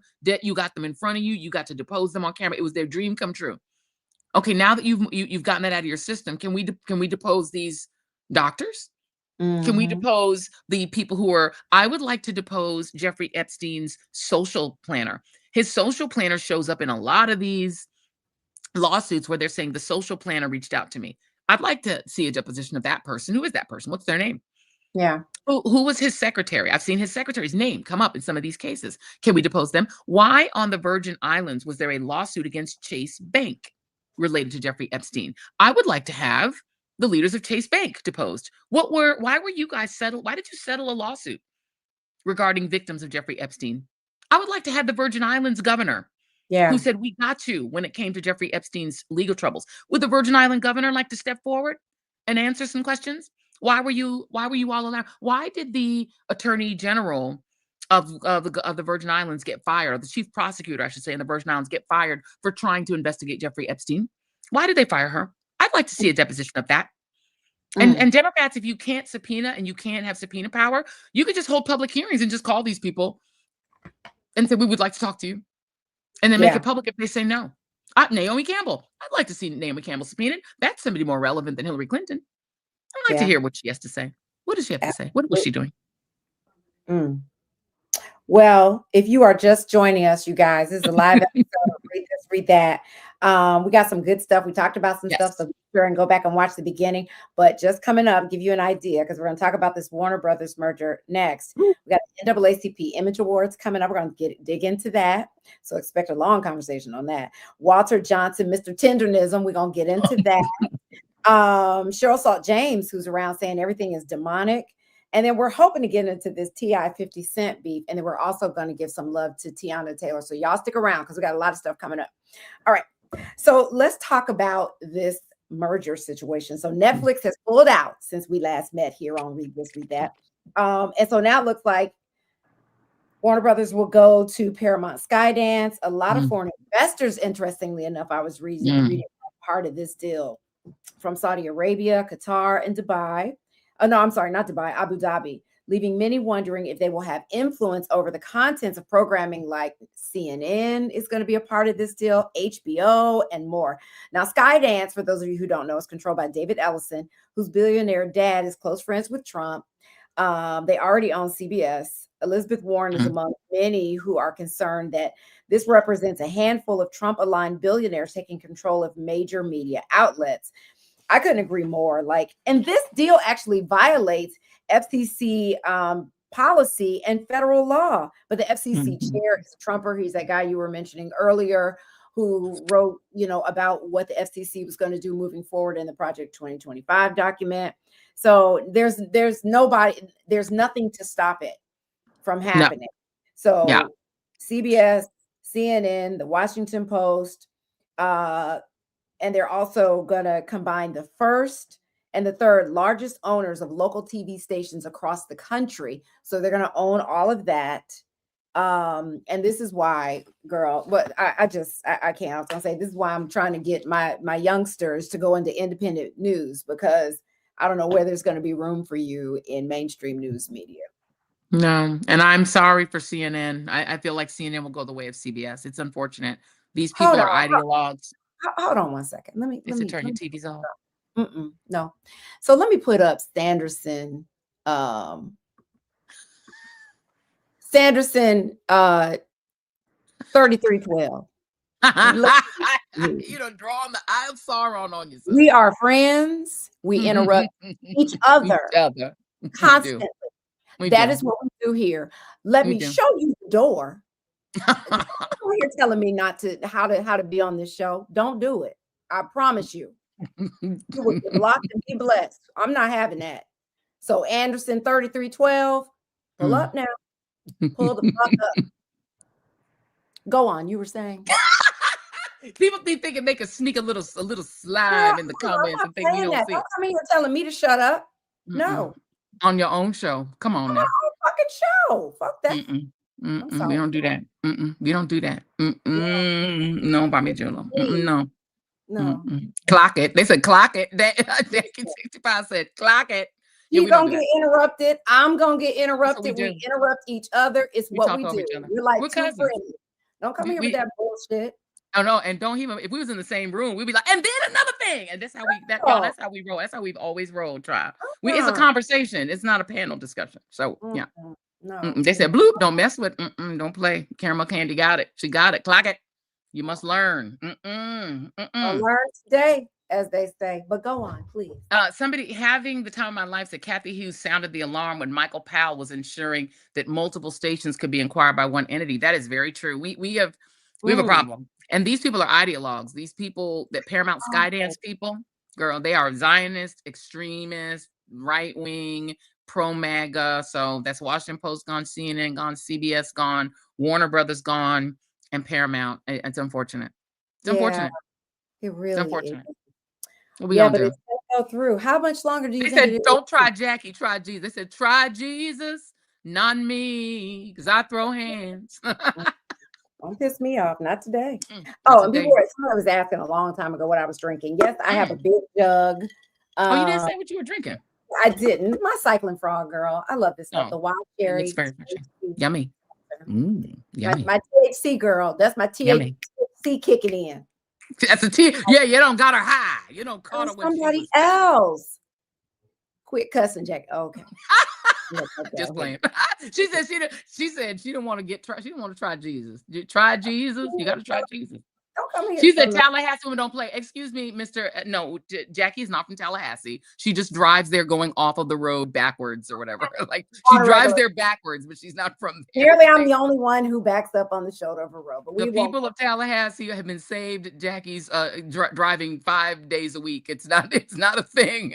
Well, listen, I've been going to Tallahassee. Let me just give a shout out to the students at FAMU who have been taking my master class.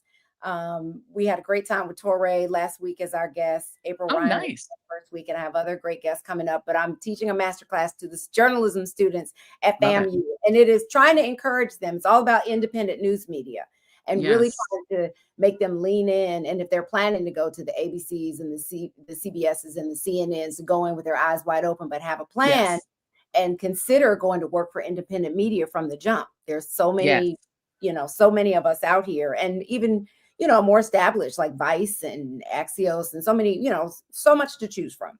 All right. Roland Martin Unfiltered. People mention him. He's been doing it for a long time. But yeah, no, I'm very concerned. I think we are going towards state media. Somebody said that in the chat, and I think that is what's going to happen.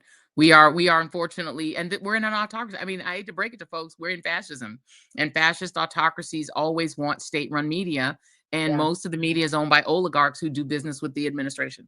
So they're all going to want to become more pro-Trump, more right-wing, platform more conservative ideas, freeze out liberal ideas, and that's where we're going. It's sad, but they won, and it's not good.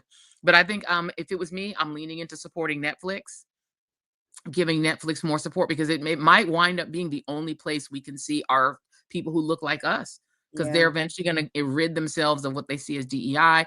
Wait for the pro-ICE series where they try to make ICE into heroes or make Israeli commandos into heroes, and wait for it. It's going to be propaganda city. And poor CNN. I feel so bad for our friends over there. So bad. So bad. It's crazy. So sad.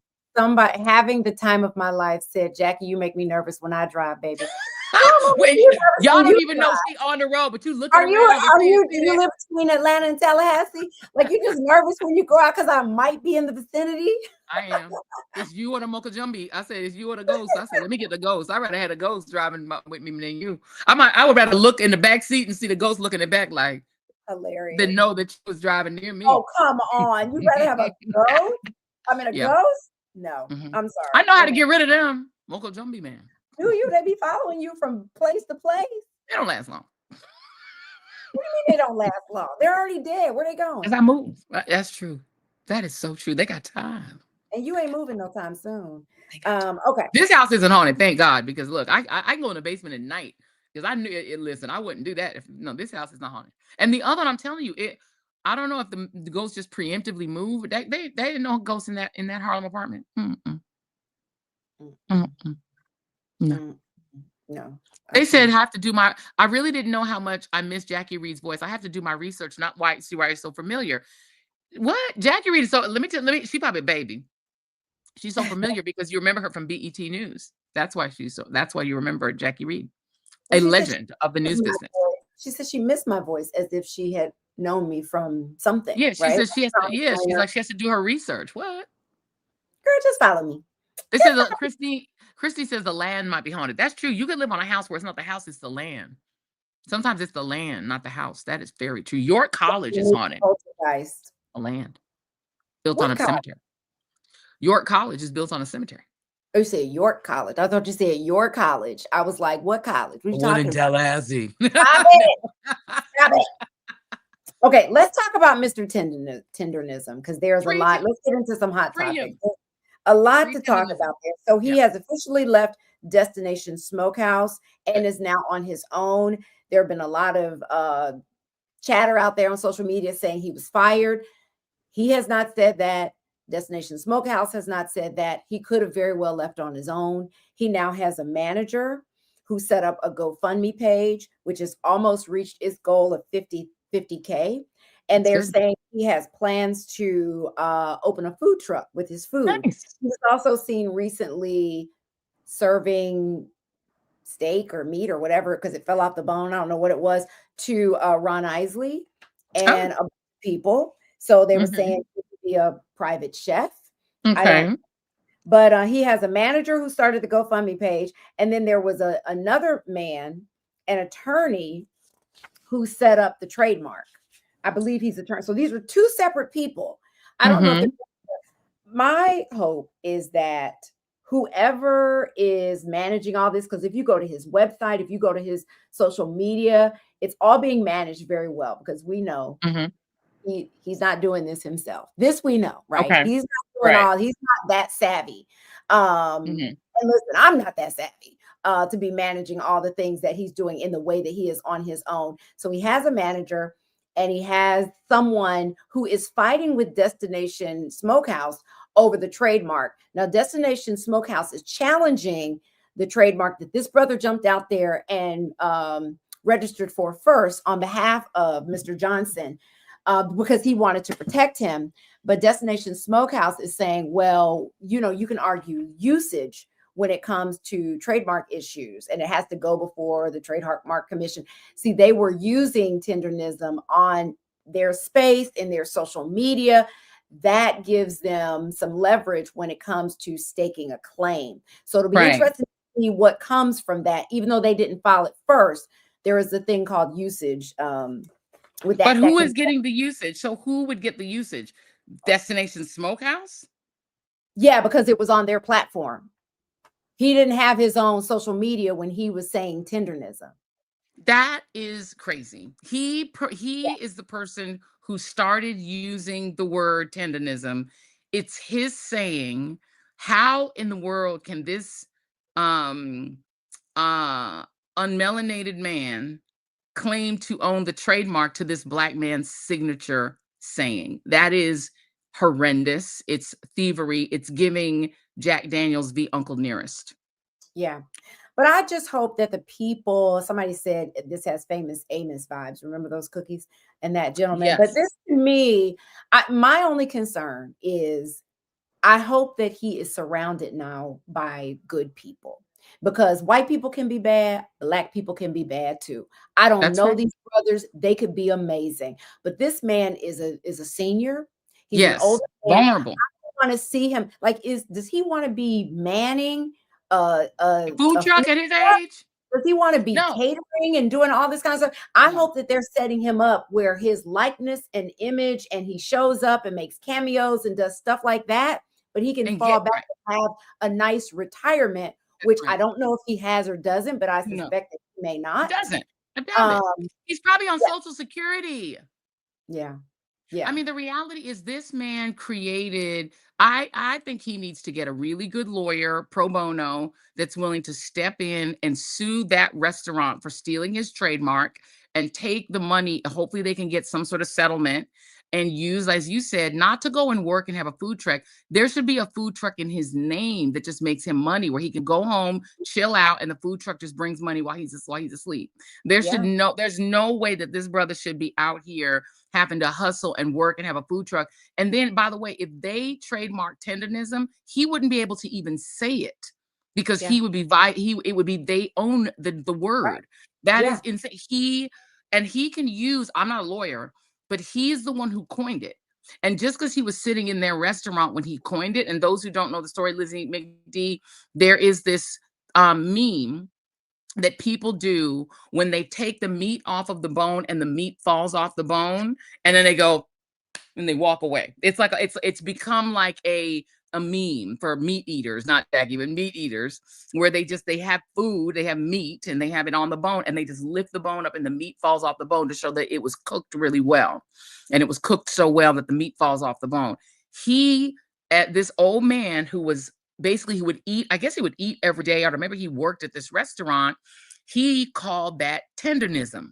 He coined the term, well, that's called tendonism. And it took off as this incredibly, and he wasn't making money off this meme at all, but the white guy who owns the restaurant started basically using this tendonism to say his restaurant was the original restaurant where you get this tendonism meat. And so he was associated with this black man. And so he started to profit from it. And then to make himself a part of it, he would be in all the videos where this brother would do his tendonism thing. He would take the meat off the bone and they go and walk away. And the white guy standing there with him to try to make himself a part of it. And now he's trying to claim it, that he's the owner of the trademark and not the brother. Let me interrupt you here. Let me interrupt you, Joanne. And because I want to take it back a little bit further than everything you said is correct, but let me take it back further to how this began. So the white man that owns the restaurant, I'm sorry, I don't know his name, actually had a coffee shop, right? Which was not doing well. And somehow he and Mr. Johnson met, and Mr. Johnson came in and said, you should be doing barbecue. Right? He had a coffee shop which was not doing well. So he came in and said, and so he was like, now they did a YouTube video together. The white man and Mr. Johnson did it. It's on YouTube. They did a whole interview where this white man acknowledges giving him credit for taking him from this failed coffee shop to this successful barbecue thing. He gives him credit. So we got to be clear about that. This man, like, we don't know who he is, what kind of arrangement they had. There were people online saying that they met this black man and he had some substance abuse issues. We don't know the whole story. That's the only thing I'm saying. So I'm glad that there are people stepping in so money can go to him, but I hope the money goes to him, because there are so many vultures out here. And I'm not saying that about these people who stepped in to do the trademark, to set up the GoFundMe. I'm not saying that. I just want to make sure that they are good people. I don't know that they are. We don't know. Or not, but we don't know that. How much of this $50,000 that is going to him will go to him, and what will it go for? If all that money goes to a food truck, for example, as opposed to investing in some kind of retirement for him, like, what's best for him? Who's profiting off of all that this man has built with his life? You know what I'm saying? Yeah. So that's my concern. I would love for the people that are managing this to come forward, to talk about this, to make it clear. Clearly, the people want to know that this man is okay, but we can't say because he's not at this place anymore, because these people stepped in, that he's going to be better off. We don't know that. And by the way, as people, go ahead. Yeah. Now, now I'm gonna interrupt you. Let me permit me to interrupt you, my dear. Is that you've said this in a previous episode of Read This, Read That? Is this guy Keith Lee, who is the guy who goes to restaurants and like just exposes whether the service is good? This brother who has a very popular TikTok. I think he's mainly TikTok and IG. They know who he is. They know he. So he's the one who I think is exposed this whole story, right? Like, I believe he's the one who, when he went to that restaurant. See, here's what happened. Keith Lee went there and he had heard about this place because they blew up on social media. He went there and he wanted to meet this man that they call the tendonism man. Yes. Call him Unc. His name is Mr. Johnson. He wanted to meet him.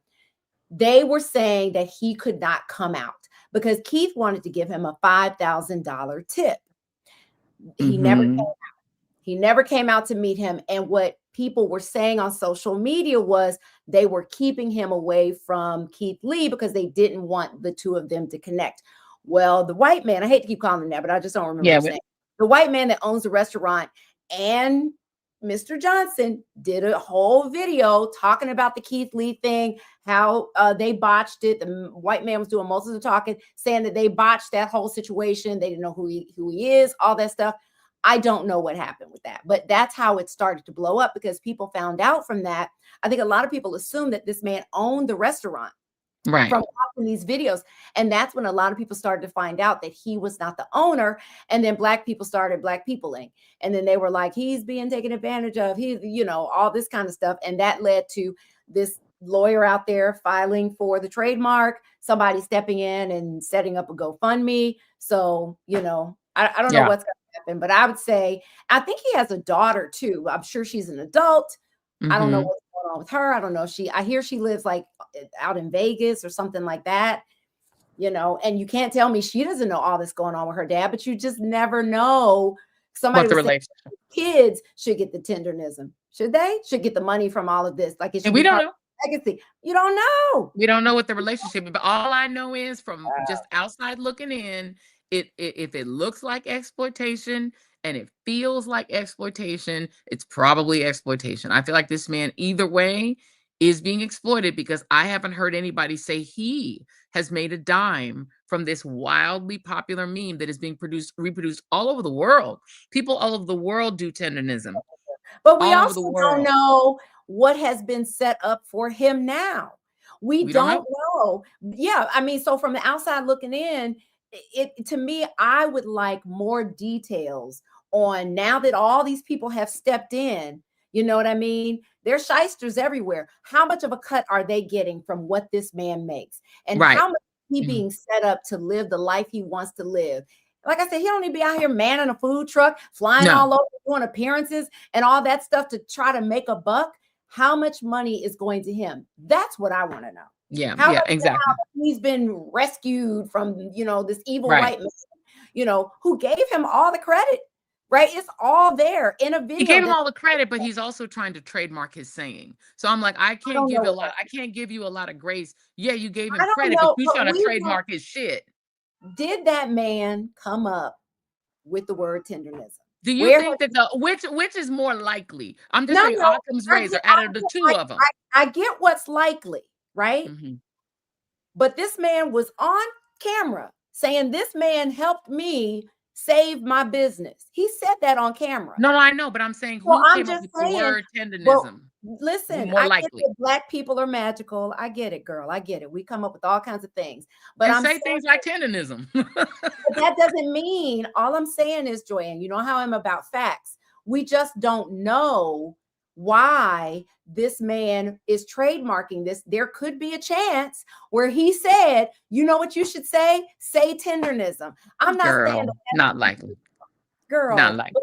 Highly unlikely. Okay. We'll see. I'm not saying that. I'm just saying that there's a lot to this whole thing.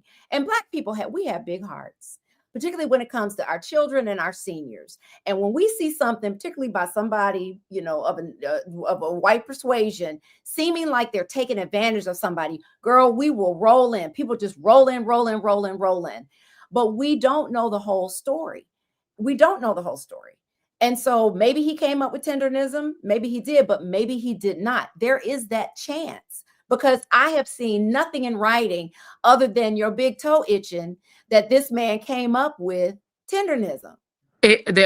I'll tell you what I see is just knowing Black people and knowing that there's no way that man was fed the word tendernism by that other man. There is this guy who was, again, a coffee shop owner, not even a butcher or somebody who is in the business. You telling me that there is a I would say, based on not knowing either of these people, there is a 0% chance that he is the one who came up with tendernism and not that, and not all I'm saying is you don't know that That's your big toe itching. It's just I listen to how black people speak and listen to black colloquial speech. Right. Tendonism, first of all, is not a word. And so, What's to but it's say, but who's to say that somebody else didn't come up with it that was black? Because if you follow that account, there are black people cooking in the kitchen. There are black people all around are you there. saying he might have repeated from somebody else black? Because he Yes, definitely got it. It was somebody black came up with the the word owner tendonism. could maybe, but the owner could have heard somebody say it, and said, "Mr. Johnson, start saying tendernism." You I don't don't believe that. know. I don't believe that. Okay. And what I would want to have happen right now, to me, because we're having Mm, this conversation, I think people care about it. right. There needs to be a lawyer involved There that is a lawyer represents this. involved. No, that represents him pro bono. That's his lawyer, and that only represents him, not anybody else. That's Well, his lawyer by the guy, let me interrupt you again to say himself. that the guy who set up the GoFund, no, I'm sorry, not the GoFundMe, that's his manager. The guy Mhm. who filed for the trademark, from what I understand, is an Is attorney. representing Yes, is representing him. is an attorney. I But don't right, know. but that's the I don't difference. It's even a know if difference. the two of them know each other. You know Know what I'm each other, and saying? that's what I'm saying. Yeah, That's what I'm. But see, now we're back to the same point: is yeah, that yeah, it needs to be a lawyer that's not an attorney, but that's his attorney. yeah. If it was my father, if I had an elder father that was in this position, the first thing I would do is try to get, if it's the ACLU, if it's LDF, find some organization that will not make us go in the poorhouse because lawyers are expensive, but some lawyer that will pro bono this, because look, there's a big potential payout for a lawyer that gets involved in this, that says, is this man being, and the first thing you do is you depose your client. Who Yeah. came up with the word tendonism? When did it happen? Who said that word? Where did you hear it first? Did you make it up? And once you have the facts, then I think somebody needs to act accordingly. Because if this brother made up the word tendonism, the only person who should make money off of that word is him. Yeah. I Well, think we all agree on that. we'll see. You should go watch the video. If you all haven't, go look on if you go to the Tendernism Instagram, not Tendernism, I'm sorry, that's He Mr. should John. also, by the way, if no one has bought tenderness, they need to buy the URL. They Like, see, these did. are the things like, They okay, did. good. They've Good. done like somebody swooped in. This is what I'm saying to you, and did all of that. They bought the I URL. all that. I hope Okay. that this is what this man wants. I hope so. That's all I hope for him. But if you take a moment and watch the YouTube video, it was an in-depth interview of the two of them, and this white man giving him all kinds of credit. He Yeah. basically said, "I went into this business because of this man." He said, and Unc will sit there and say, "Yeah, he Credit's had a." cute. Money's better. Credit's cute. Money better. Can we just He's arrest saying, Jazzy? no. But No. what I wanted to finish saying is though that I'm just saying I don't know what happened with their relationship, but it is worth to be informed about all of this and read that and watch that video, and not just because we don't know what's going on behind the scenes. Black people will take something. It's just like that black man in Chicago, and y'all gonna know who I'm talking about, whose white wife went missing. And there was an interview on the local news of this man with her parents, right? Both white people, and black people, and a lot of people, but a lot of black people decided on these internet streets that that man was guilty. He looked like he did it. He did it. And it just was off to the races. It was everywhere. He just looked like he did it. It just seemed like he did it. And that just went crazy. Then they had video of the wife that completely exonerated him from it. And then people were online, like this went viral. People were online apologizing to him because it took fire. It just went off, just like this is. And I'm somebody who likes to deal in facts. I just like to know what the facts are. And you might be right. He may have came up with tendernism and coined the phrase. You may be right, but you could also be wrong.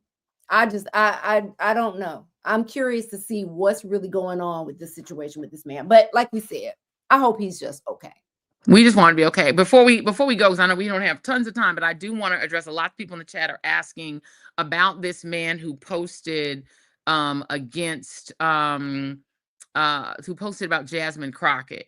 And and I think we addressed it a little bit earlier. Yes. Do you mind addressing NAACP distancing itself from influencer Louis Magana after backlash over post criticizing Jasmine Oh, Crockett? We addressed it earlier in the live, Jazzy D. I think we talked about it. This influencer I don't think we did talk progressive about this. doing so. This progressive influencer who's got something called Rogue DNC, which is a very popular progressive Is he social media trans? account. Is he I don't, trans? I don't know. I just know it's a liberal man. He's Latino, and he posted about Elizabeth Booker's defense of Jasmine Crockett. She's a very popular influencer herself, and she is working with the Crockett campaign. And Jasmine Crockett was being criticized. We talked about this for getting criticized for not giving a clear Oh, answer. was he the one that did that you, oh, you did talk about him We did, yeah. So isolating he's that the part of one. you. Okay. Exactly. And so defending himself against posting this warped picture of Elizabeth Booker, he defended himself by saying, if I was racist, would I have been nominated for 2 NAACP Image Awards? And the NAACP clapped back using their social media and said, don't drag us into trying to defend yourself for some bullshit. They were like, it's a no, don't try to jump in because we are not here to defend you. So, yeah, it didn't work for him. Yeah. And I think he should really sit all the way down. And again, we talked about it earlier that that it's a bad idea to jump into a race like this Tallarico thing against Jasmine Crockett in a nasty way, because Black people will come for your head, because Black folks are going to stand behind Jasmine. And if y'all that are white, non-Black progressive have a problem with it, get to know more Black people, because that's what's going to happen. Black folks are with Jasmine. That's just, it is what it is. The majority of Black Americans that are involved or that care about this are generally with Jasmine Crockett. A lot of white progressives are with Tallarico. Either one of them that wins, as Jackie said, is going to have to come correct on the issues, because everyone has to come back together for the general. But don't come for Black women. That's not a good strategy, white progressives. Just a bad strategy. Don't do that. Let's talk about the NAACP awards that Yes. happened this weekend. It was so nice, especially after the BAFTA awards and what happened there with the N word. There was a lot. So it felt special to see these Black celebrities come together and celebrate. There was a moment when Delroy Lindo was on stage, and I think he was with Ryan Coogler, and addressing the audience, and just the things that he said, even though he didn't speak on it directly, it was, well, it felt like it was connected to what happened at BAFTA. But it looked like a great night. They had a great after party. But Deion Cole, and I think we have this clip. So he was the host, and he's being criticized, not in a big way, because of a joke he made in reference to the N-word BAFTA situation and Tourette's. Can we play that, Camille? Or do we have Not it? that one. No. She said no. She said no. No. So Deion Cole, who we know and love, made this joke. And I think it was, to kind of paraphrase, he said something like, are there any white men in the audience that feel the need to say something, and he was suggesting like the N word. He's like, just know it's going to go different here. And Yeah, they read the camera room. around to white men in the audience. So it was, it was a joke, but people, with the Tourette's Association, like, they are taking this whole thing very seriously. And the man who, was saying the N word at the BAFTA Awards, he at first kind of really didn't even have any kind of apology. But I think yesterday or the day before, he came Wait, out. no, he did. He gave sort of an apology, but people thought it was a No, he didn't give non-apology an apology. No. When it first happened, he basically, because he talked about removing himself from the room. This was like the next day. And he was Yes. really talking about how he was hoping that there was some kind of understanding of, what people with Tourette's have and all of that. But then this week. No, but he did address, though. He did say that he didn't say anything about Oh, go no, ahead. he didn't mention them, but he did say that he regretted that that his presence, that the things he was saying were harming people. He sort of mildly did kind of semi-apologize. Go on. People said it was a non-apology. He came out with more of an apology this week, and people are saying even that is a non-apology. But it's really interesting how the people that represent or advocate for people with Tourette's really just, not all of them, because there are some Black people with Tourette's who have spoken out Mhm. about this. I'm very happy to say. But it's a lot of the white people within this community, let me say, that just really can't get a grip on how Black people were offended, not only in that auditorium that night, but at home. It still goes on, this debate back and forth about it on social media, but Yeah, and I think that people, I read his additional statement, which kind of expanded on what he said before, and the people are very different. I had somebody text me the other night because we talked about the fact that SNL did a pretty funny joke in their weekend show this weekend, where they said now every racist person is just going to say they have Tourette's, and so they did a joke about it. But it's like people from the Tourette's community feel offended that that they're like people. Yeah, and it was funny, but people are, feeling some kind of way about it because they're like, people are not being understanding. But I think sometimes when people are in a disability community, they are not sensitive to the fact that no matter what the reason why he did it, these two men and every Black person in the audience was still forced to endure hearing the N-word. And no one seems interested in having any empathy for them and for the rest of us who had to hear it. It feels like Black people's, as somebody said here, Black people's humanity is always put aside, so that we have to elevate the humanity of the person with Tourette's over the humanity of the Black people who had to hear that. Because no matter why you did it, they still heard the N-word while they were having supposedly a beautiful moment on stage. So that was not cool. yeah, People are treating him like they're acting like we're the bad guy for being offended by hearing the N-word, and that's crazy. yeah. So yeah, he did not apologize the first time. He just apologized yesterday. He did not. But I'm surprised that it took BAFTA and the BBC so long to say something. Yeah, people are noting that Jumaane Williams does have Tourette's. Yeah, Jumaane Williams, That, who is the that's who public it is. advocate. That's why I saw a Yeah, great interview with him, which he went yeah. into great detail about everything. Mhm. So that was good. All right, y'all. We got to wrap it up. We've been here for 2 hours. We will hit the 2 hours. We were going to talk about Tiana Taylor and Cheryl Salt Who's James and everything. probably the most beautiful woman in Hollywood, right? I think we can all Yeah. just agree that Tiana Taylor is probably the most gorgeous woman in Hollywood right now. So her like body is like ridiculous. It's like, who has a body like that? Like, what the hell? I love that she is having this moment. I really, really do. Like well, I don't want to talk about her past, but I love that she is having this moment, and she really Yeah. has before, because if you look over time, she has played so many little bit parts here and there. Like, she is grinding. She has been grinding. Yeah. She earned this, and she We deserves did. it. And I think We she love is a her. lovely, lovely person. I can't wait She is.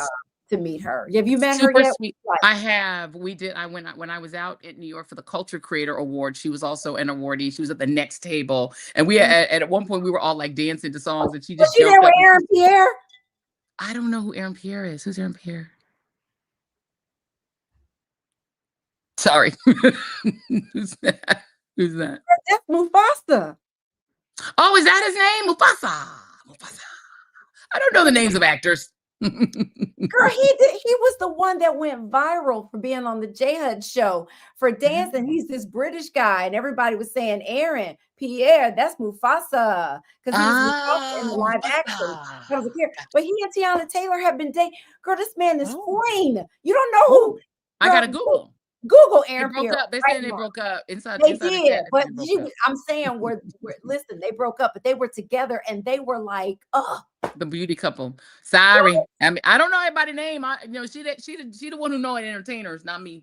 Jackie know all the entertainers. I don't know all the entertainers, but I'm sure he probably fine as hell. They're probably a beautiful couple. okay. But apparently he broke up with her, so he Mufasa, but he probably an asshole.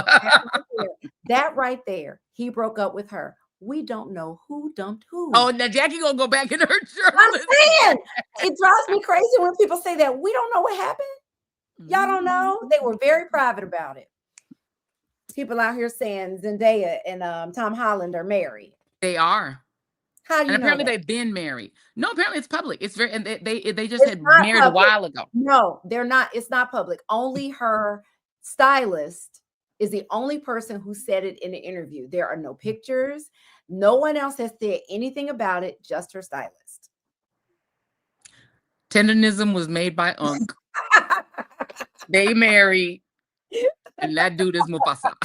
That Black people know in our hearts. Things that your big toe. Ghosts Things are that your, real. come on, Joanne. Ghosts Listen. are real.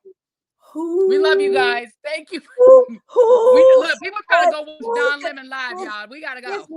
Is Michael B. Jordan going to win an Oscar, Joanne? What do you think? What does your big toe tell you? Yes. He will win Best Actor in a Motion Picture, and Sinners will be Best Picture. And Teray will text me and be like, "How could I have been wrong?" All right, you guys, listen, we didn't tell you off the top, but be sure to like and subscribe and share and leave a comment, because we do read the comments all the time. We do. Every time, for better or worse. Y'all be getting blocked up in these streets, but that's all right. That's all right. I know we didn't sing our song this time, but we'll sing it next week. But be sure to follow Joanne. Just go to JoanneReid.com. You can follow her there. Me, I'm at the JackieReidExperience.com, VeganSexyCool.com. You can find all my stuff there on Substack, YouTube, and all the things. You guys, thank you so much for being here. Like, subscribe, and share. We love you. Bye. Go watch Lemon Nation. We hear y'all. Bye, Lemonheads.